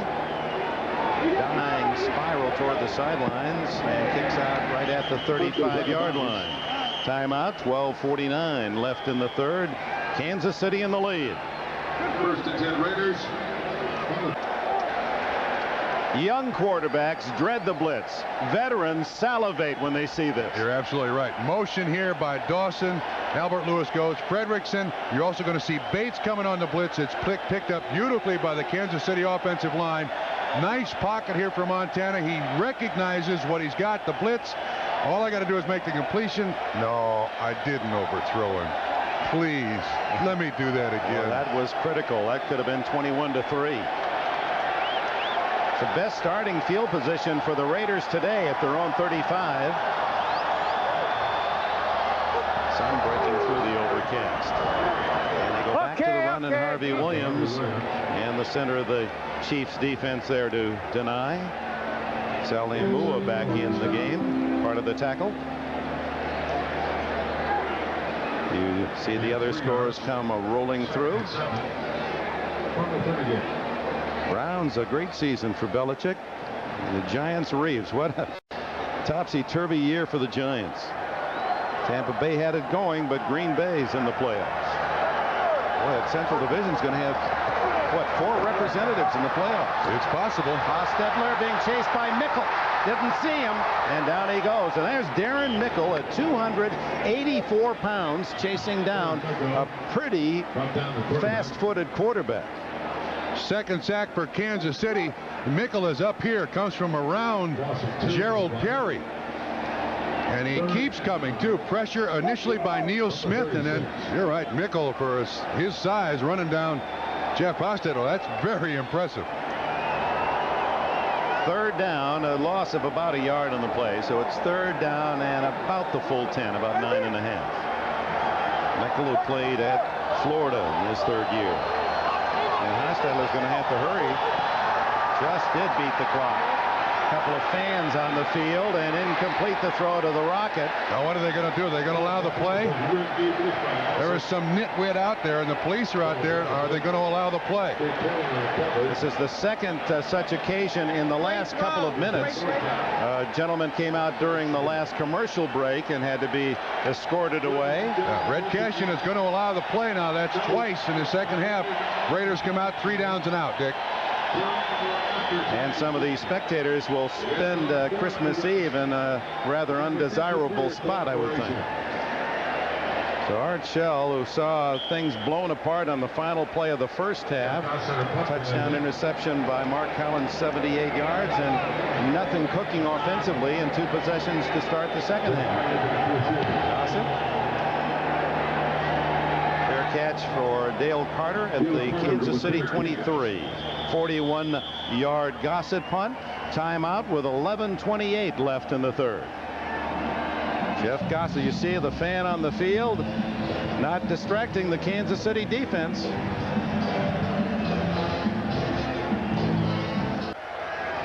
Wild Card Sunday on the 1st of January 95, and when you're in, the theme of this game. Kansas City in front 14-3. A lot of time left in this third quarter.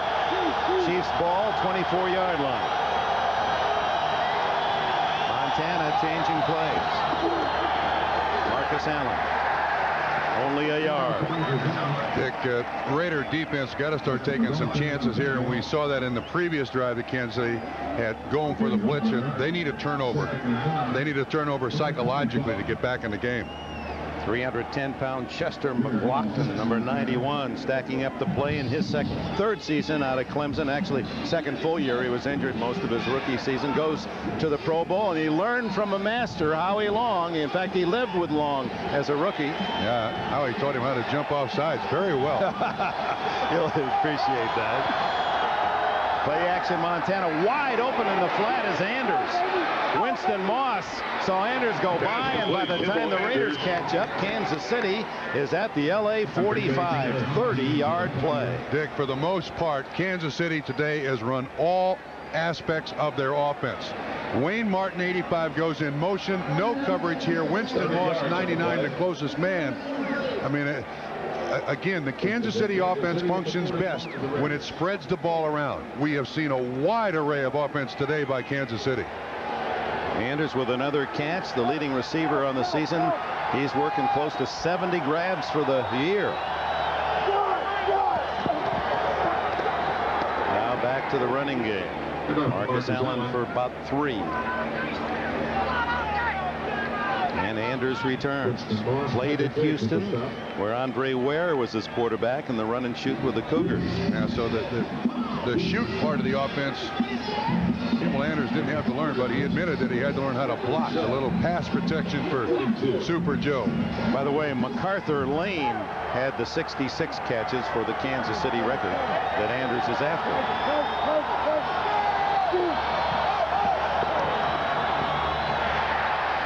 Montana, being pressured hard by Anthony Smith, had to unload. Incomplete to Anders. Nolan Harrison. Actually, I think that was Nolan Harrison, Dick, that was.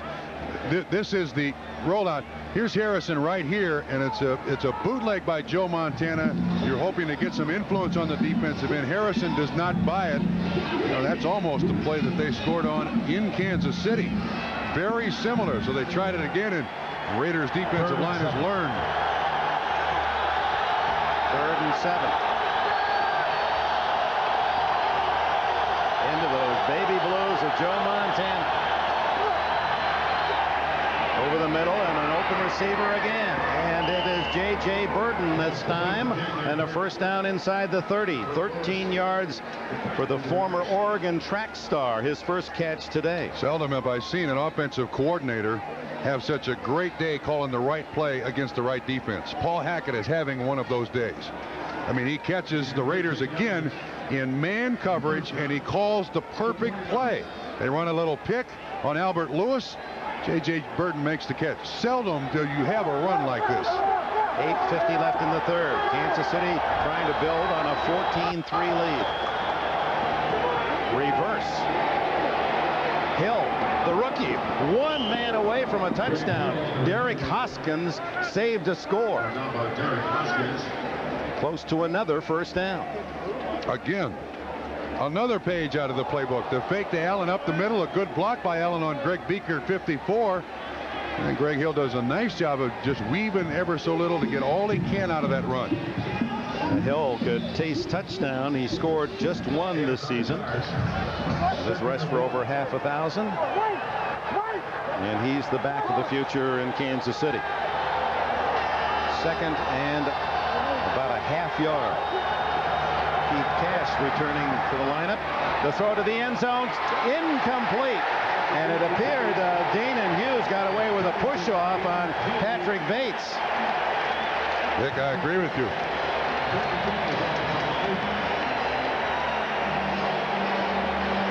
Looked like the closest man defending was falling down, and Dana Hughes was trying to keep his balance to stay on his feet. And it was Terry McDaniel who was on the ground, and Bates was on the inside of the coverage. Very close. Well, there's enough contact there by Terry McDaniel, too, now. Schottenheimer looking for another touchdown as he goes for the big play on 2nd and short. Now it's 3rd and 1, and Montana calls time. Ladies and gentlemen, your attention, please.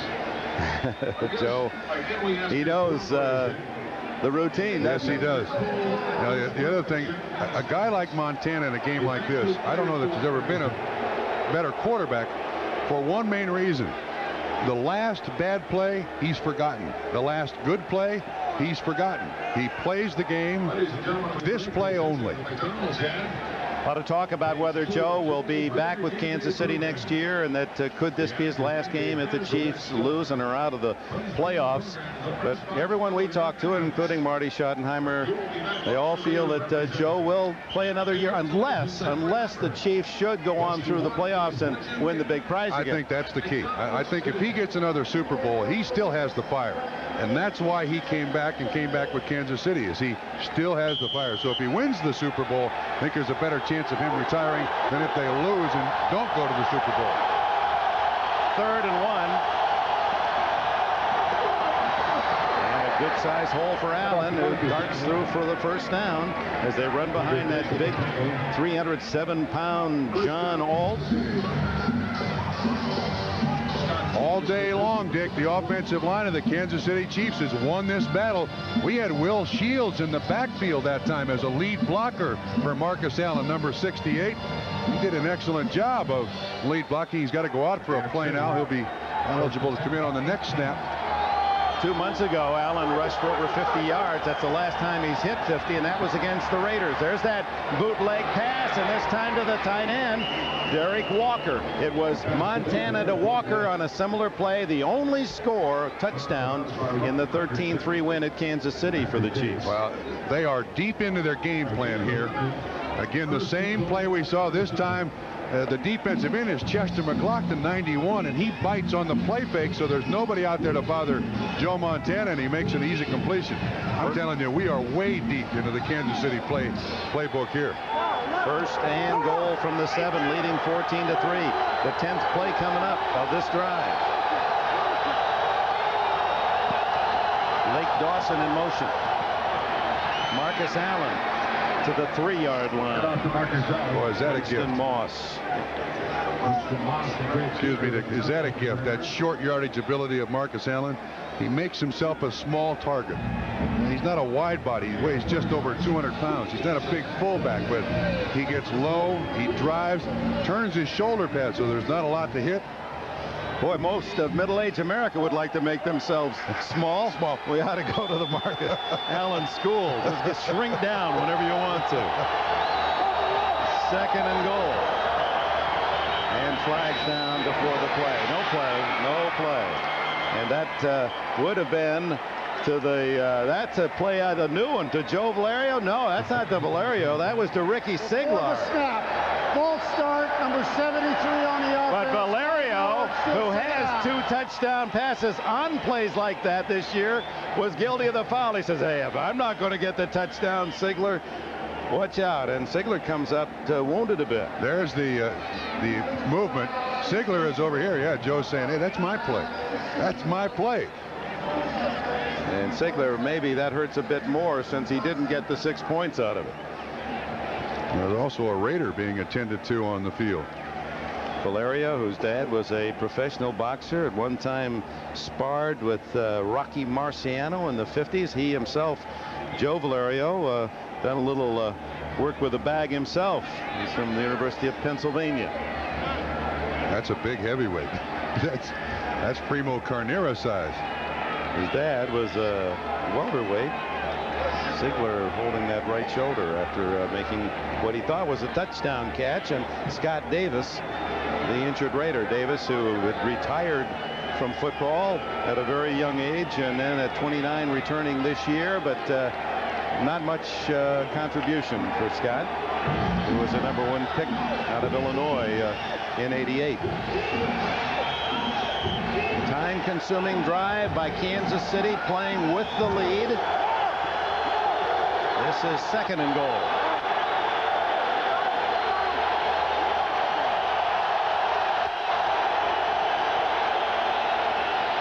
They go to the run. A typical West Coast offense play.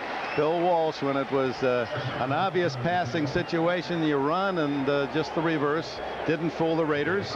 3rd and goal from the 5. There's Paul Hackett. He's the student of the West Coast offense. He's the guy who brought it to Kansas City. To his left, our right, is Jimmy Ray. Yeah, you're right. You never want to give the defensive line the idea of what's coming next. And Kansas City has done that beautifully today. They ran that last play to set this play up. Burden left and Davis right. Montana. Oh, a dangerous pass. Willie Davis covered by All-Pro Terry McDaniel. And McDaniel was thinking of Mark Collins as that one was thrown. He had an open field. Dick, that was the same pattern that Kansas City ran in Denver to win that game. Remember this pattern to Willie Davis on the outside? Well, Terry McDaniel wasn't the man in coverage. He's running the delay outside, and he just gets his hand on it. And you're right. That would have been a nice foot race to see between Willie Davis and Terry McDaniel there. 22-yard field goal attempt by Lynn Elliott. And the Raider lead is now 2 full touchdowns, 17-3, with just over 5 minutes left in the 3rd. This play could have really brought the Coliseum crowd to its feet.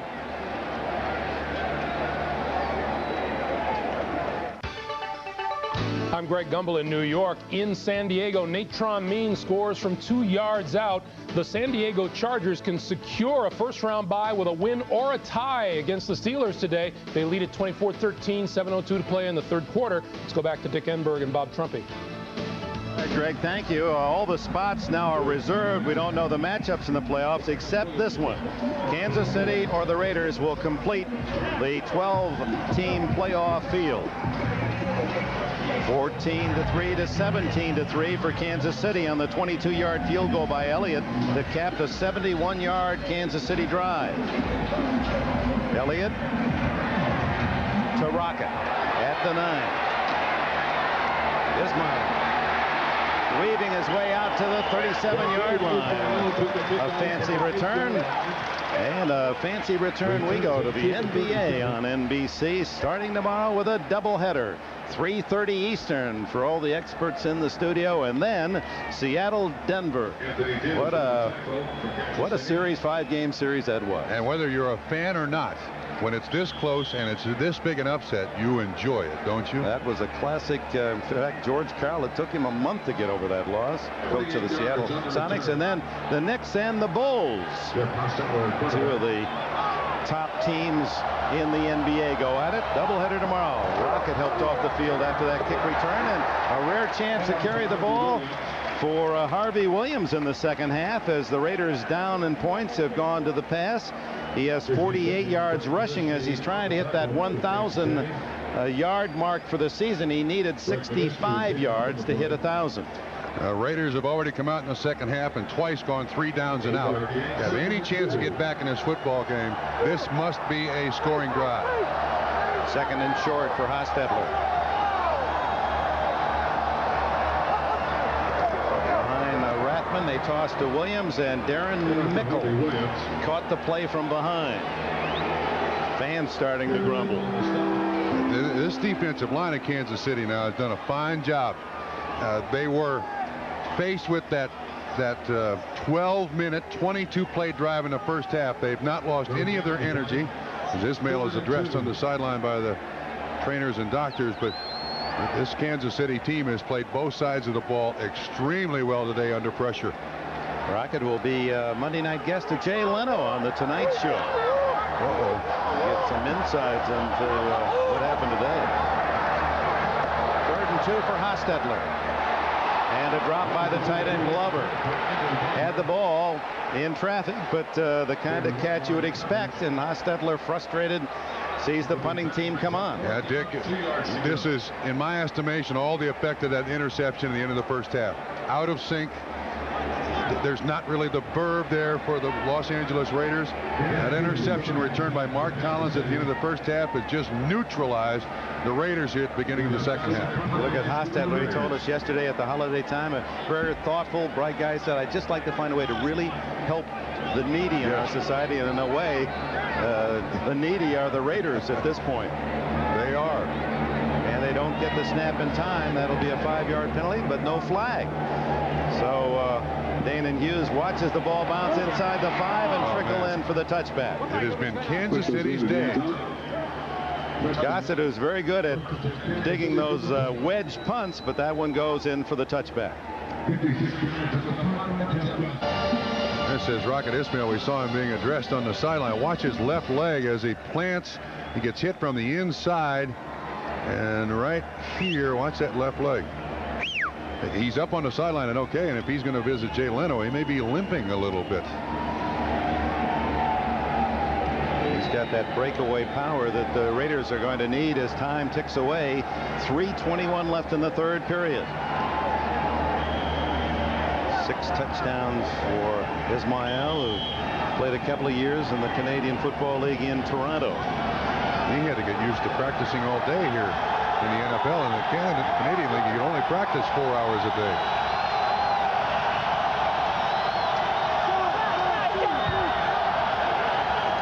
Marcus Allen and Chester McLaughlin met him right at the line of scrimmage. Allen falls forward for a yard. McLaughlin, who weighed 360 pounds as a senior at Clemson when he was picked as a #1 draft by the Raiders. Mom works for the Whiteville, North Carolina Fire Department. Young guy who really doesn't lift a lot of weights, but is just naturally one of the strongest individuals you ever come across. He's going to have a lot of Pro Bowls behind his name. 2nd down and 9 underneath to the veteran Eric Martin. Tackled shy of a first down at the 29. Eddie Anderson made the stop. Dick, every time the Raiders try to blitz, Kansas City's called the right play. Every time they go with a zone, Kansas City's called the right play. Seldom do you have a day like this when it just works and works so well. That's the defensive coordinator, John Fox. He hasn't, it's not him, because the defense reacts to what you see on film. And the Chiefs, this has been a remarkable offensive performance today. 2 minutes to go in the third quarter. Montana will spend his second timeout on 3rd and 1. Kansas City, it's a remarkable fact that in the last 10 games with the Raiders, KC has won 9 of them, 9-1, and Marty Schottenheimer's really had the Raiders number. Word on the Rocket is a left knee injury, and no word as to whether he might return. Dick, you know, you talk about the 9-1 record, the Chiefs over the Raiders. I can't remember a turnover bigger than that interception return by Mark Collins. 10-pointer. Yeah, at the time it took place at the end of the half, it was 10 points. Raiders were about to score, but it made it 7-6. They're in the game. It has taken everything out of the Los Angeles Raiders. Yeah, Mark Collins, who brought that New York Giants Super Bowl toughness to the Kansas City defense, he made that apparent from day one in camp. You're absolutely correct. 3rd and a long one. Montana out of the backfield to Anders, breaks a tackle, first down and much more. Close to the 45-yard line. Derek Hoskins finally makes the tackle. 16 more yards for Anders. He has produced on the receiving end. 73 yards today. Ran through the tackle of Rob Fredrickson, 53. Excellent job of one catching the ball, but then breaking the tackle. But again, the ball was right there. Even though it's a short pass, the ball was exactly where it had to be. The only downside of that play, well, they did allow him to stay in bounds. The clock is still running. I don't know why. Well, he was tackled in bounds. Well, until the final 5 minutes, it won't be turned off out of bounds. Greg Hill hit in the backfield. And he still gets something. Big. And the last Raider, Eddie Anderson, makes the tackle at the 41-yard line. 14-yard gain out of a 5-yard loss. Dick, the heart has gone out of this Raider defense. And a first down at the 41. You're right. This should not have been this big a play. It looks like he's going to be caught behind the line of scrimmage. And McLaughlin misses him. And then he avoids the tackle by Beekert. And finally, Eddie Anderson gets him on a very poor tackling, which is something the Raiders normally do very well, and that is tackle the ball carrier. Final minute of the third period and a first down for the Chiefs. Hill. About 10 more yards before Hoskins can get him down. And the Chiefs now with a 17-3 lead are in field goal range as we close the third quarter. It's not normally this easy when these two teams play. For either side, it's not normally this easy. Chiefs as a team with Marcus Allen and Greg Hill have gained over 100 yards rushing today, and that's kind of a measuring stick. You get over 100 yards in this Raider defense and your chances of winning are vastly improved. Lake Dawson on a reverse. They are pulling out everything. And Dawson is out of bounds after a first down to the 18-yard line. 12 more yards. I can't remember a time when the Coliseum was as quiet as it is here, but they are saying just, we're done, we're finished, we're cooked. And as much as the Raiders defense is trying to come up with something, I mean, they're just a step slow. They're not getting on the ground. They're not really taking on the Kansas City Chiefs as the quarter ends. Kansas City Chiefs leading 17-3, and will return after these messages from your local station. We open the fourth quarter, and the Chiefs' last 4 plays have gone for 16, 14, 11, and 13 yards. And Archell called the defense over in the quarter break. Open the fourth period. Kansas City deep in Raiders territory with a 2-touchdown lead. And Marcus Allen in a flag down where you would expect holding against Kansas City.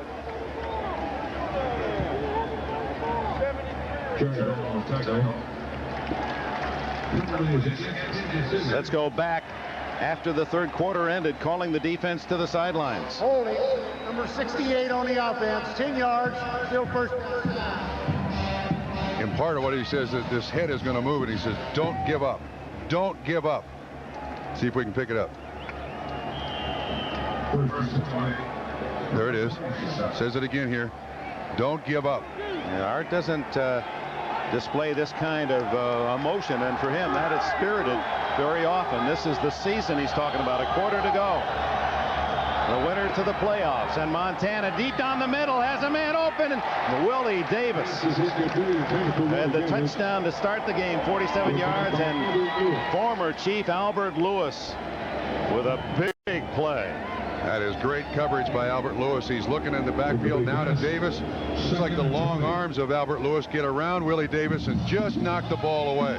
No contact. How about that for a veteran corner play? That arm just comes right in between the two hands of Willie Davis. Looks like a touchdown down to the mini second.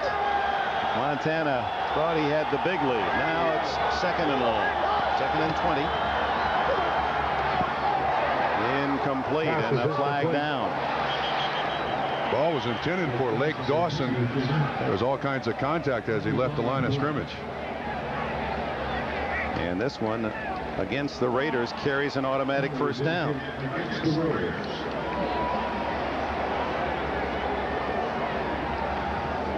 Art Shell has said at the start of the year, this is my best Raider team. On the defense, 5 yards, first down. Terry McDaniel in his 6th year with the Raiders. Here's Dawson, here's McDaniel. You're allowed that chuck on the 5 yards. The hand all over the arm. Lake Dawson had no chance to even put his arm out, so first down. That comes on a 2nd and 20, or actually it would have been 3rd and 20 had it not been a penalty.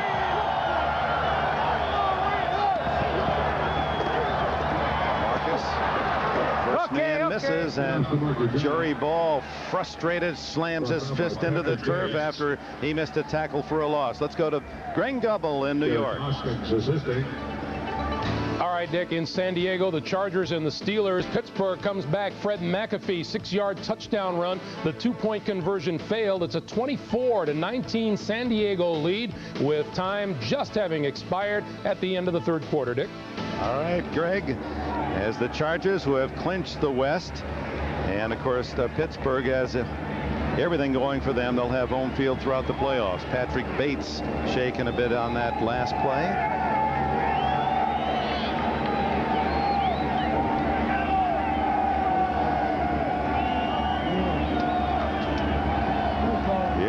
Kansas City Chiefs scored first, 7-0, then a 7-3 game, and the Raiders had the ball driving toward a possible go-ahead score, at least a field goal into the first half when Mark Collins ducked in front, went 78 yards for a touchdown, 14-3 that really seemed to take the life right out of this Los Angeles team.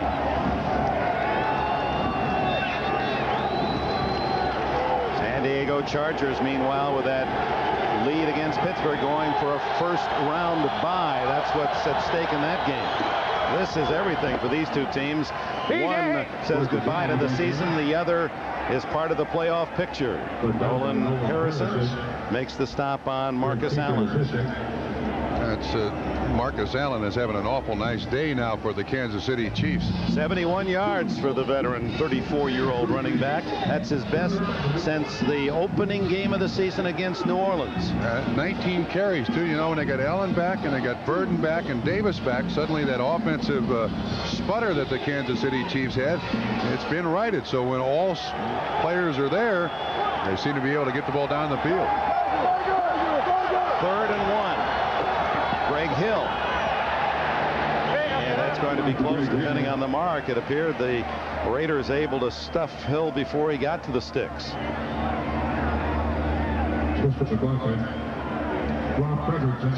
And Red Cashin says bring in the Jays.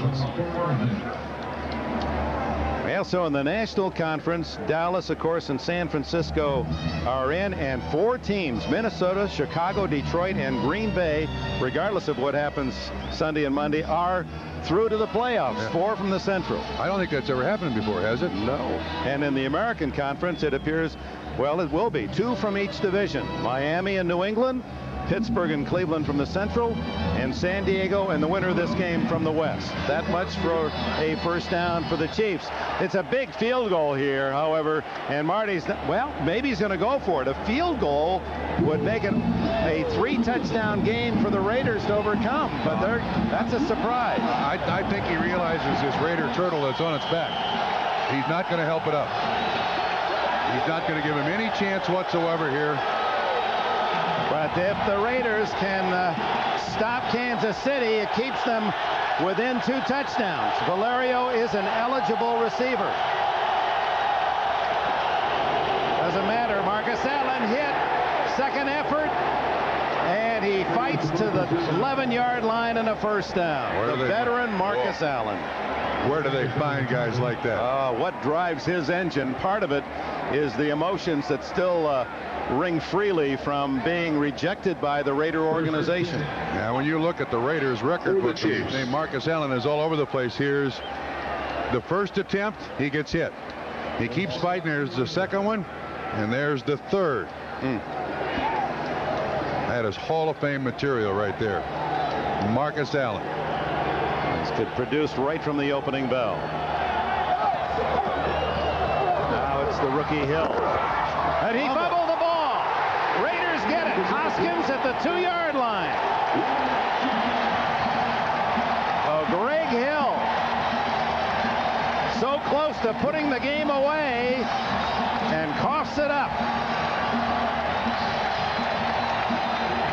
Well, the decision by Marty Schottenheimer to go for it on 4th down produces the fumble. But Greg Hill should hang on to it. Eddie Anderson with the hit. Along with Hoskins, he makes the hit and the recovery. Raiders ball. Rookie Greg Hill stripped of the ball. Derek Hoskins and Marty Schottenheimer goes to his first-year player immediately. And this is a man coaching for the next game and for the next season already. Tendency is when that happens, you are a willing listener. You say nothing as the head coach is in your face. 2 yards away from putting this game on ice, the Chiefs. Now the Raiders get a chance with 12 minutes to go from their own 2. Hostetler to Tim Brown to the 10-yard line. I want to go back, and it's now a flag down in the end zone. Wait a minute. If that's against the Raiders in the end zone, it's a safety. If the penalty occurred in the end zone, and Derek Thomas is right, that's 2 points for Kansas City. And the Raiders kick off to Kansas City.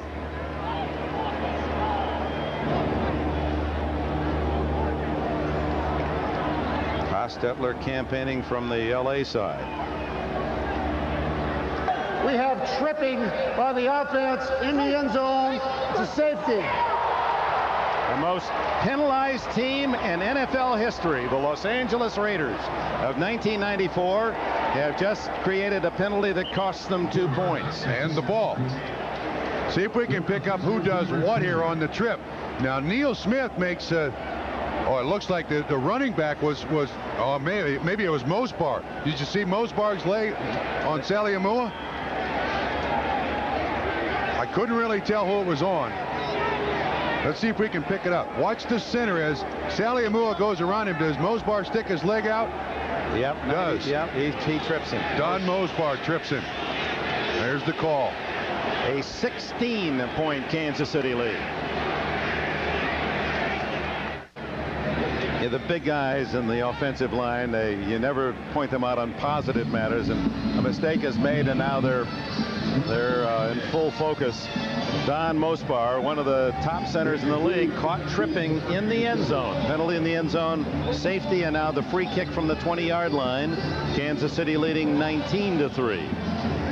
Now, what do you do if you're the center? You got to protect your quarterback. Danon Hughes at the 17. Hughes across the 30-yard line. Tackled by Greg Beaker. Let's go back to the penalty. At your own goal line, you do have to be careful, you know, but here is the matchup. Mosbar, and when Hostetler moves out here, you're going to see the right leg of Mosbar on Saliamua's swim move and twist. There's the right leg. Sticks it out, trips him. No question whatsoever. Penalty in the end zone, 2-point safety. And Marty, heck of an official. He can recognize. Yes, sir. Has to be a safety. It has to be. Neil Smith celebrating. And hello to Thurman Thomas up in Buffalo. Yes, he is. That's reindeer. Montana play action. And completes the pass. First down. J.J. Burden. And Montana, as he delivered the ball, holding his left knee, which provokes a cheer from the Raider fans. Of all the things that aggravate me as a reporter, I suppose that hits me deepest of all. That I love the fact fans cheer for their own team, but when they cheer for an injured player on the opposition, I just... But it's few and far between. Let's see who makes the hit. There's pressure. It's Jerry Ball. Jerry Ball, 93, right down at his knee, gets around Grunhard, 61. Grunhard comes to his defense too late. They know what a special package number 19 is there. And number 13, Steve Bono, played on this turf as a member of the UCLA Bruins, getting final word from Marty Schottenheimer. One would guess that Marty said, hey, don't take any unreasonable chances. We have the lead and 11:36 to go. So now the story becomes, how serious is the injury to Joe Montana? Jim Gray will search out whatever information we can learn from the sidelines. First down catch by Burden to the 45. Marcus Allen. 5, 10. And a flag down as he stopped at the 44 of the Raiders. 12-yard play for Marcus Allen if holding against Kansas City. Montana with a 214-yard passing day, 1 touchdown, that in the first 2 minutes of the game.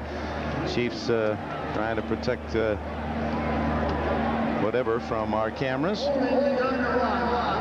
Certainly looking at his left knee, and Jerry Ball at 320 plus pounds falling on that leg.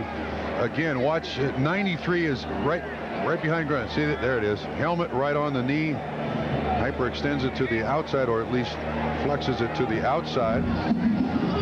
Joe's remained pretty healthy this year. He had that AstroTurf ankle injury, I thought, but a lot healthier this year than last year.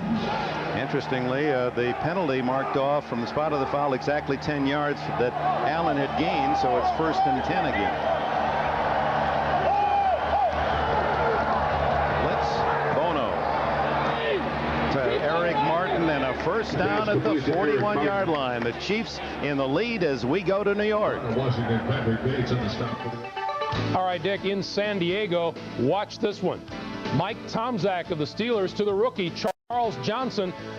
Bad tackling by the Chargers. 84-yard touchdown play. 2-point conversion puts Pittsburgh up 27-24. Dick and Bob, time permitting, we'll show your audience the end of this game. Let's go back to you. All right, Greg, we'll stand by. We'll, before we leave the year, have the finals of both of these games on the West Coast. Steve Bono has taken over for Joe Montana. 10-20 left. 16-point lead, Kansas City, is Marcus Allen. Sneaking under the tackle to the 36-yard line, and Marcus Allen, against his former teammates on his former home grounds, is having the best day of the season for this veteran 34-year-old. 89 yards rushing for Marcus Allen. There's no place he'd rather do it than the Coliseum in front of several people that we all know whose name they are. We won't mention them now, but yeah, he gets special delight in performing to his typical fashion. Well, no sooner had San Diego relinquished the lead than they come back and kick a field goal. That game's now tied at 27. Bono to Allen. And Allen close to another first down at the 31-yard line. Tackled by Albert Lewis and Greg Biekert. Jim Gray with a report on Joe Montana. All right, Dick, Joe Montana has a left knee contusion. He's not going to return to the game. It's questionable if he could return, but the coaching staff right now feels that they're in control of this game and probably will keep him out. As for next week, they don't feel that it's going to be a problem, but they're just going to wait and see, and they're not going to take any further chances. It's a left knee contusion. Dick? All right, Jim. Dick, I would think that they would start treatment immediately. I mean, there's no use him standing on the sideline. Get him into the training room and try to put ice on it or whatever. He doesn't want to show any discomfort there, but you can start now with something. Might help come next week. Of course, these kinds of situations with all the strategy in line, and you don't want to give the opponents too much information, you're not going to be very specific about such a key possible injury. Meanwhile, on the positive side, Marcus Allen, since 1988, 6 seasons, has had one 100-yard rushing game. That was 3 years ago. He's 7 yards from hitting the century today. Sweet. The submarine under the tackle. He's at the 31, and that'll be probably a measurement for Red Cashin's crew, Biekert and Lewis and Fredrickson in the stop. Good warm-up for Marcus Allen for the rest of the playoffs as they enter next week. You know, with that knee injury out a couple, 3 weeks, he's now wearing that knee brace, and this is a good bit of exercise for the aged wonder of the Kansas City Chiefs here. Now Red Cashin says, nope, not close enough for a measurement. So 4th and inches. It looks like they're going to put Will Shields in it. No, it's not Will Shields. Or is it? Is Will Shields at fullback? Yes, he is. Number 68. There's the last timeout spent by Kansas City. As time running out, so on 4th and inches, Bono will go over and talk with the Kansas City Brain Trust. Timeout, 8:20 remaining.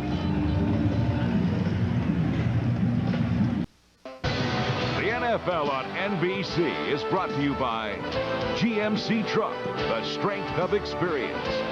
By the U.S. Army, learn how to get an edge on life. Be all you can be. By DirecTV, introducing personalized TV. And by Red Dog Beer, bold yet smooth, unusually easy to drink. You are your own dog. 4th down and inches, and the give to Allen with flags down. Allen diving to the 30 and then pushed back. James Trapp leading the charge for the Raiders. The flag is down.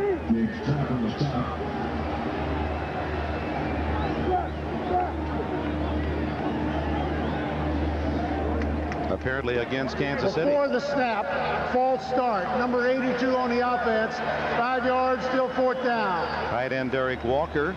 So 4th and long, or at least 5.5 yards. 8:19 left.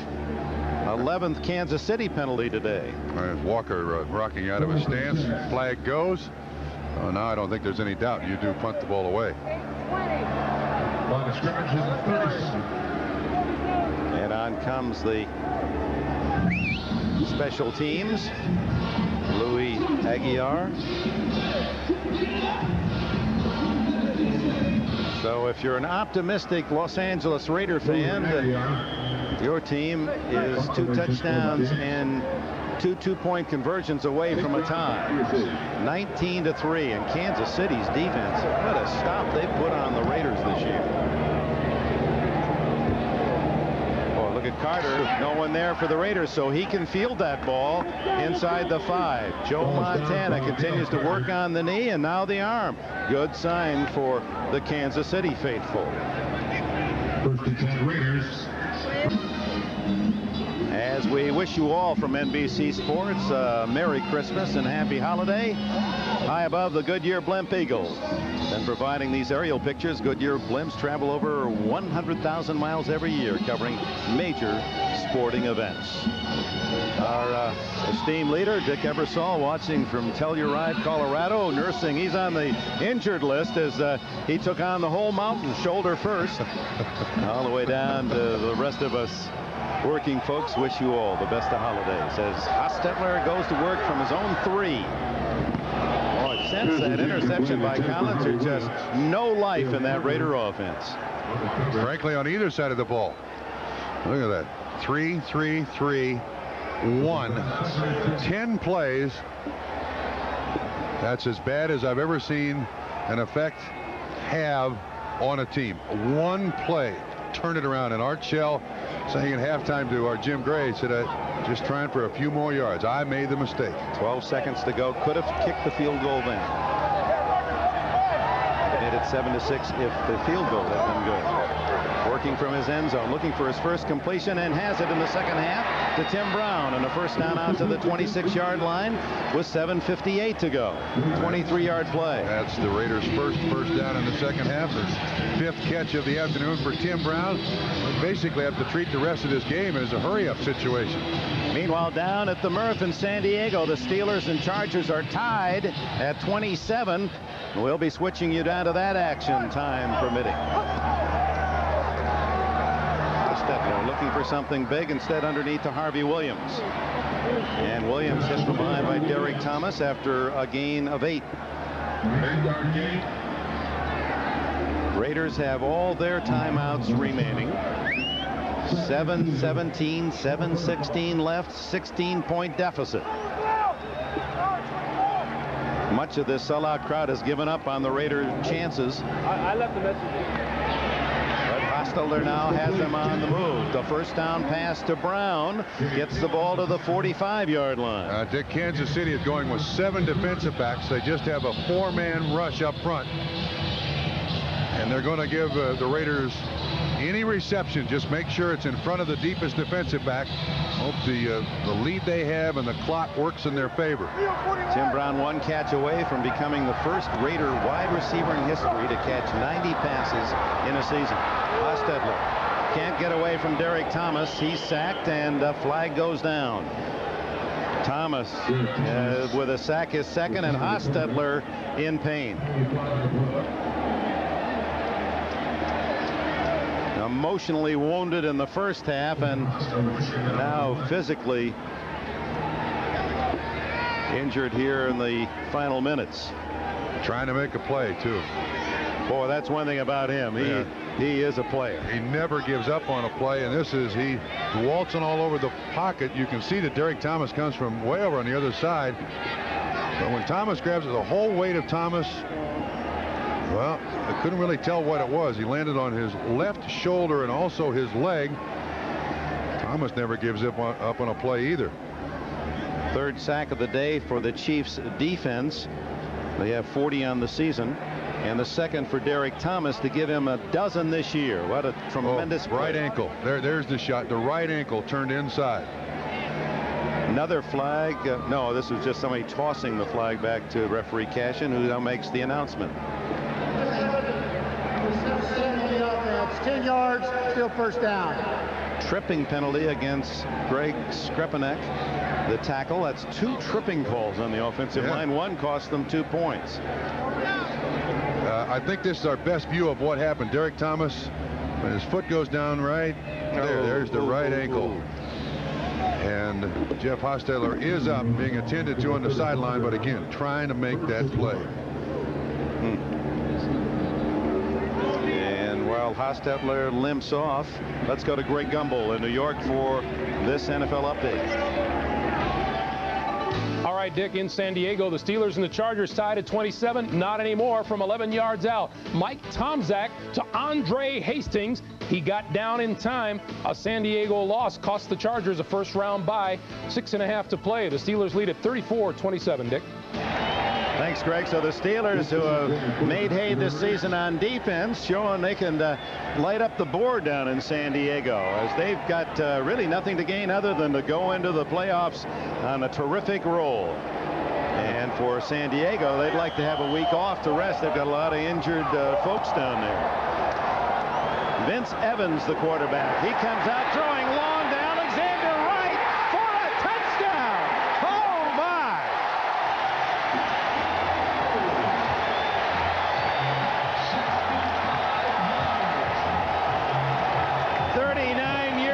Vince Evans, first throw, goes 65 yards for a score to Alexander Wright. That thing could have gone 75. Caught the Kansas City Chiefs in a total state of shock. And now, of course, the 2-point conversion critical to cut the lead to 8. 19-9 the score. Hostetler on the bench with the sprained ankle, and I guess the Raiders version of Roy Hobbs comes out there on the field and launches one on his first attempt of the day. Evans threw the ball 32 times all year, had 1 touchdown. Veteran who first broke into the league with the Bears in 1977 for the 2 points. As the man incomplete, Jay Taylor breaks it up.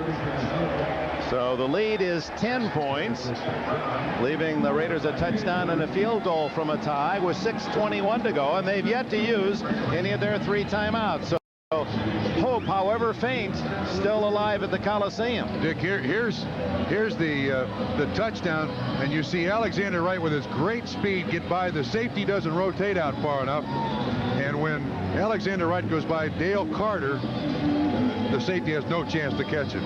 Vince Evans put this one out beautifully. I mean, laces up, inside shoulder, right foot, perfect. So what's the big deal here, fellas? I've been standing on the sideline, and you've not been able to do anything all day. The Raiders struggle the whole half, and then Hostetler gets hurt, and Evans on 1 play gets them a touchdown. 2-point conversion attempt. Excellent job by Jay Taylor. Thrown a little behind Tim Brown on the proper side. He might have had a chance, but Jay Taylor was there to knock the ball away. If you're the Raiders, you got to think onside kick. I mean, let's keep it interesting here. Keep the pressure on. That's the first down of the entire second half of the Raiders. Hostetler throws 26 times without a touchdown, and the veteran Vince Evans, 1 throw, 1 score. Here's the playoff picture. This game will complete the 6th AFC member. All 6 in the NFC have now been decided by play today. Obviously, will be a wild card road team if it's Kansas City, and meanwhile down by 7 are the Chargers, who could take a week off if they beat Pittsburgh. And you have to admire Bill Cowher's Steelers. They're not taking a Sunday off, even though they get next week as a bye. And you know, scoring 34 points against the San Diego Chargers, that's a pretty good defense. The Chiefs now look for the onside kick. And the Raiders are going to accommodate. Nope. They set up with the onside kick look and kick it away, and a good one to Danon Hughes. And in a way, that's a good ploy. You force the receiving team to take away all the blocking schemes for a return, and you pin them deep in their own end. Yes, but Danon Hughes makes a very smart play there. Just make sure he doesn't do something stupid with the football. January 1st, 1995, first round of the playoffs, and NBC will be there with a wild card game yet to be determined. The kicking team was offside. Number 52 be a 5-yard penalty, and we'll re-kick. Oh, Mike Jones a bit eager. So on that January 1st, we're going to start the new year for you sports fans in the best of ways, the wild card AFC game. And then, of course, on the night of January 1st, the game that will decide who wins the national championship in college football, the Orange Bowl in Miami on January 1st evening.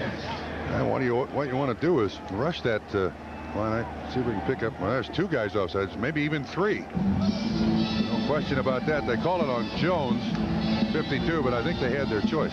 So normally, they're more or less, Steve Ortmeyer, the special teams coach, normally they are liberal on that call, except when an official's anticipating an onside kick because they don't want to give you the step. When it's the long kick, they'll overlook you being offside by a half step, but they didn't this time, thinking perhaps that it would be onside. Well, they're going to, now, do they try it this time, or is it another deep kick? That's the 9th penalty on the Raiders, who keep building on their all-time record. Same ploy. Same distance to Hughes. Actually better, 5 yards farther. And Hughes finds some running room, is out to the 33-yard line. Hughes took the kickoff from the 6 minutes and 2 seconds remain, and Steve Bono for the injured Joe Montana. Bono, who sub for Montana, was injured, missed a couple of games with that left foot injury. He has 4 touchdowns, 4 interceptions on the year. There's Montana on the sideline. Bono certainly knows this offense. Was in San Francisco there with Joe and learned every aspect of it. Actually taught the Kansas City Chiefs a little more of the offense when he came. Think Marcus Allen will get some chances here? I would hope. Juggled the handoff and gets to the 35-yard line. Perhaps the lowest point, according to Marty Schottenheimer, of this season for Kansas City was the Marcus Allen fumble when it appeared that the Kansas City Chiefs were in position to beat Denver in overtime, and the Broncos wind up winning that game. Yeah, he also said the high point was beating San Francisco and beating them rather soundly. That was the early start. That's how things started today. In less than 2 minutes, Montana hit Willie Davis wide open, 47 yards to give a 7-0 lead. Jager in the second quarter with a short field goal to make it 7-3. And then with Raiders moving toward a 7-6 at least with a field goal interception, Mark Collins, 78-yard touchdown that really blew the game apart. And Elliott with a short field goal to make it a 2-touchdown lead. Then the safety on the tripping penalty in the end zone against Mosbar of the Raiders made it 19-3 before Evans hit Alexander Wright with the bomb. 10-point game, 5:55 left. Allen, big hole. And Allen has a first down to the 45-yard line, and the clock is running at 5:45. Back to Greg Gumbel in New York. All right, Dick, at San Diego, a 4th and 1 for the Chargers. Natron Means will get it and more. 20-yard touchdown. This drive helped along by a roughing the passer penalty against the Steelers. A win or a tie gets the Chargers a first-round bye. They're tied at 34, 4.5 to play, Dick. Boy, and all the graybeards who can think back to the American Football League days, that is an old AFL game going on down there. But the last game of the season, nothing at stake. You don't want to go to overtime. Marcus Allen over 100 yards, and he's stuffed this time after a gain of about 3. Depending on the length of this game, as the Raiders use a timeout, we will show you the conclusion of that scoring fest in San Diego, and should they go overtime, we'll have it for you. But there's a part of the story today. Marty Schottenheimer and the Chiefs said before this game, if we're going to win in Los Angeles, we must run the ball. And Marcus Allen has answered the call. He has from the outset. That's a nice select group there. Those rushers with 10,000 yards in their career. Elite. They're Hall of Famers, and he needs just a handful to hit the 10,000 mark. What he brings for the team, not only as a running back, but just the knowledge, the experience, the level head. He's a lot like Montana, that he seldom gets too emotional. He just goes about his business. And a great lesson to teach the young kids on the team. There's the other half of that equation, that level head. One timeout left for the Raiders. Back to Marcus, and they knew he was going to get it. Anthony Smith met him in the backfield. Timeout again. So there's the full complement of timeouts for the Raiders. 4:56 remaining. Well, you haven't heard a lot from Anthony Smith today. Been handled pretty well by Derek Graham and others. Across the line of scrimmage to drop Marcus for what, a 2 or 3 yard loss?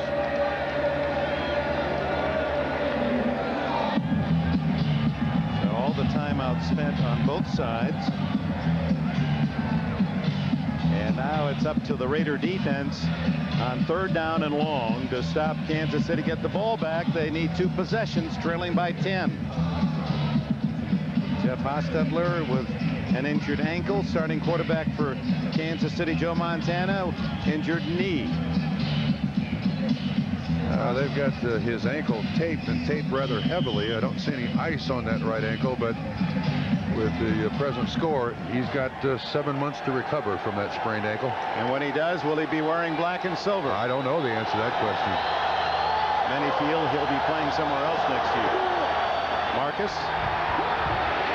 Oh, fancy piece of running by Allen, and he slides with a first down at the 42 of the Raiders. Making something out of nothing. And is that over 10,000? He needed 7. Well, then he lost some yards, and it's going to be right at the 10,000 mark. Russ, Slingshot, Schneiderman wearing out another pen. He has 117 yards today, and that puts him over the 10,000 mark. Allen, who scored his 100th touchdown against the Raiders here, and Bob Trumpy applauding a super athlete, Marcus Allen, who must be really digging under the skin of some of the executives from the very top of the Raider organization. And staggering, he must be exhausted. The call going to Marcus again. I remember the line that Marty Schottenheimer gave us about Marcus Allen. He said, I knew Marcus Allen was a superb athlete. When the Raiders got Bo Jackson, Marcus was willing to block for Bo Jackson, just as he had at USC for Charles White. He said when Marcus Allen, who had already established himself as a league's MVP and a Super Bowl MVP, was willing to block for Bo Jackson, he said, I want that guy on my football team. His best day in some half dozen years. He's carried the ball all 6 times on this last drive for Kansas City. And this time Kimball Anders. And Anders through a good-sized hole as they were looking for Marcus Allen. Has another Kansas City first down, and the Raiders have no way to stop the clock. Jim Gray. Well, Dick, Joe Montana's down on the sidelines. He's laughing. He's having a good time. Most importantly, however, he's moving around pretty well. The training staff for the Chiefs right now does not feel as though this is a serious injury, this left knee contusion that he has. They're going to take a good look at it tonight and then see tomorrow after he wakes up, but they don't believe right now that it's all that serious. Dick? All right, Jim. And the Raiders apparently with a 10-point lead and running out the clock are through at the time when many Kansas City fans looked at this season as being dismal, a failure. 8-7 coming into this game with the Raiders. They were 7-7 with 2 games to go. Beat Houston last week and apparently are going to win today in Los Angeles. They had lost 3 in a row and then 1 last week against Houston, and people weren't really sure what kind of football team this was. But Dick, I repeat what I said earlier. When they got Burden and Davis back and Marcus Allen healthy and Montana on the field, then they can spread this Southern California, this West Coast offense out. It's very difficult to defend this offense when all parts are working. You don't know where to turn. ticking down to the 2-minute warning. 2 minutes to go. And Kansas City enjoying a 10-point lead.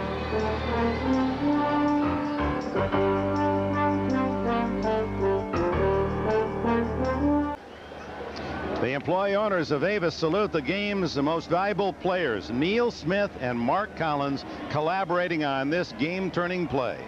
You saw the hand in the face mask by Neil Smith on Jeff Hostetler.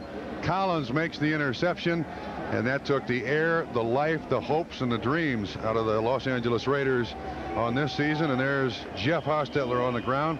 They did not recover from that.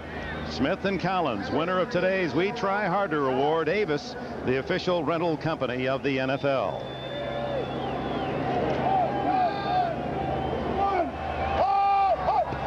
Steve Bono trying to run out the clock and gives to Marcus Allen inside the 25-yard line, and the clock will run. That was a second down play. The last time that Hostetler and Montana hooked up was in the playoffs 4 years ago, remember? And it was the Giants who won in San Francisco 15-13. But today, in pain, emotionally and physically, Hostetler sees his Raider team's hopes for the playoffs die at the hands of Kansas City. And a reminder, San Diego, Pittsburgh tied. We're going to go down there, game time permitting, to see the conclusion of that one. Allen vaults through for another first down to the 20-yard line, and that'll do it. Led by Marcus Allen, the Kansas City Chiefs rush for over 200 yards against the Raiders today. 132 by the incredible 34-year-old former Heisman winner at Southern Cal. And Dick, I imagine that Marcus Allen will be congratulated by a lot of his former teammates from the Raiders. He's still close to many, and they appreciate the job that he's done. 206 yards. It's Carl Peterson, the general manager, vice president of the Chiefs, down to congratulate the team that he's put together with Marty Schottenheimer. It didn't look good for Kansas City for a while, but they have been able to rally in the last 2 games, and the big win today makes it 5 straight for Marty Schottenheimer and the Chiefs, the longest active streak of any NFL team. And Marcus Allen, well, how many superlatives do you have to describe what a great talent he is and how he's produced in somewhat revenge against his former team that did not want him. 10 out of 11 times Schottenheimer has beaten the Los Angeles Raiders. The final score, 19-9. Joe Montana and Kansas City with a chance to move in what appears to be a wide open AFC playoff picture. And now, as the Chiefs celebrate the win here, we take you down south to the Murph, the Chargers and the Steelers.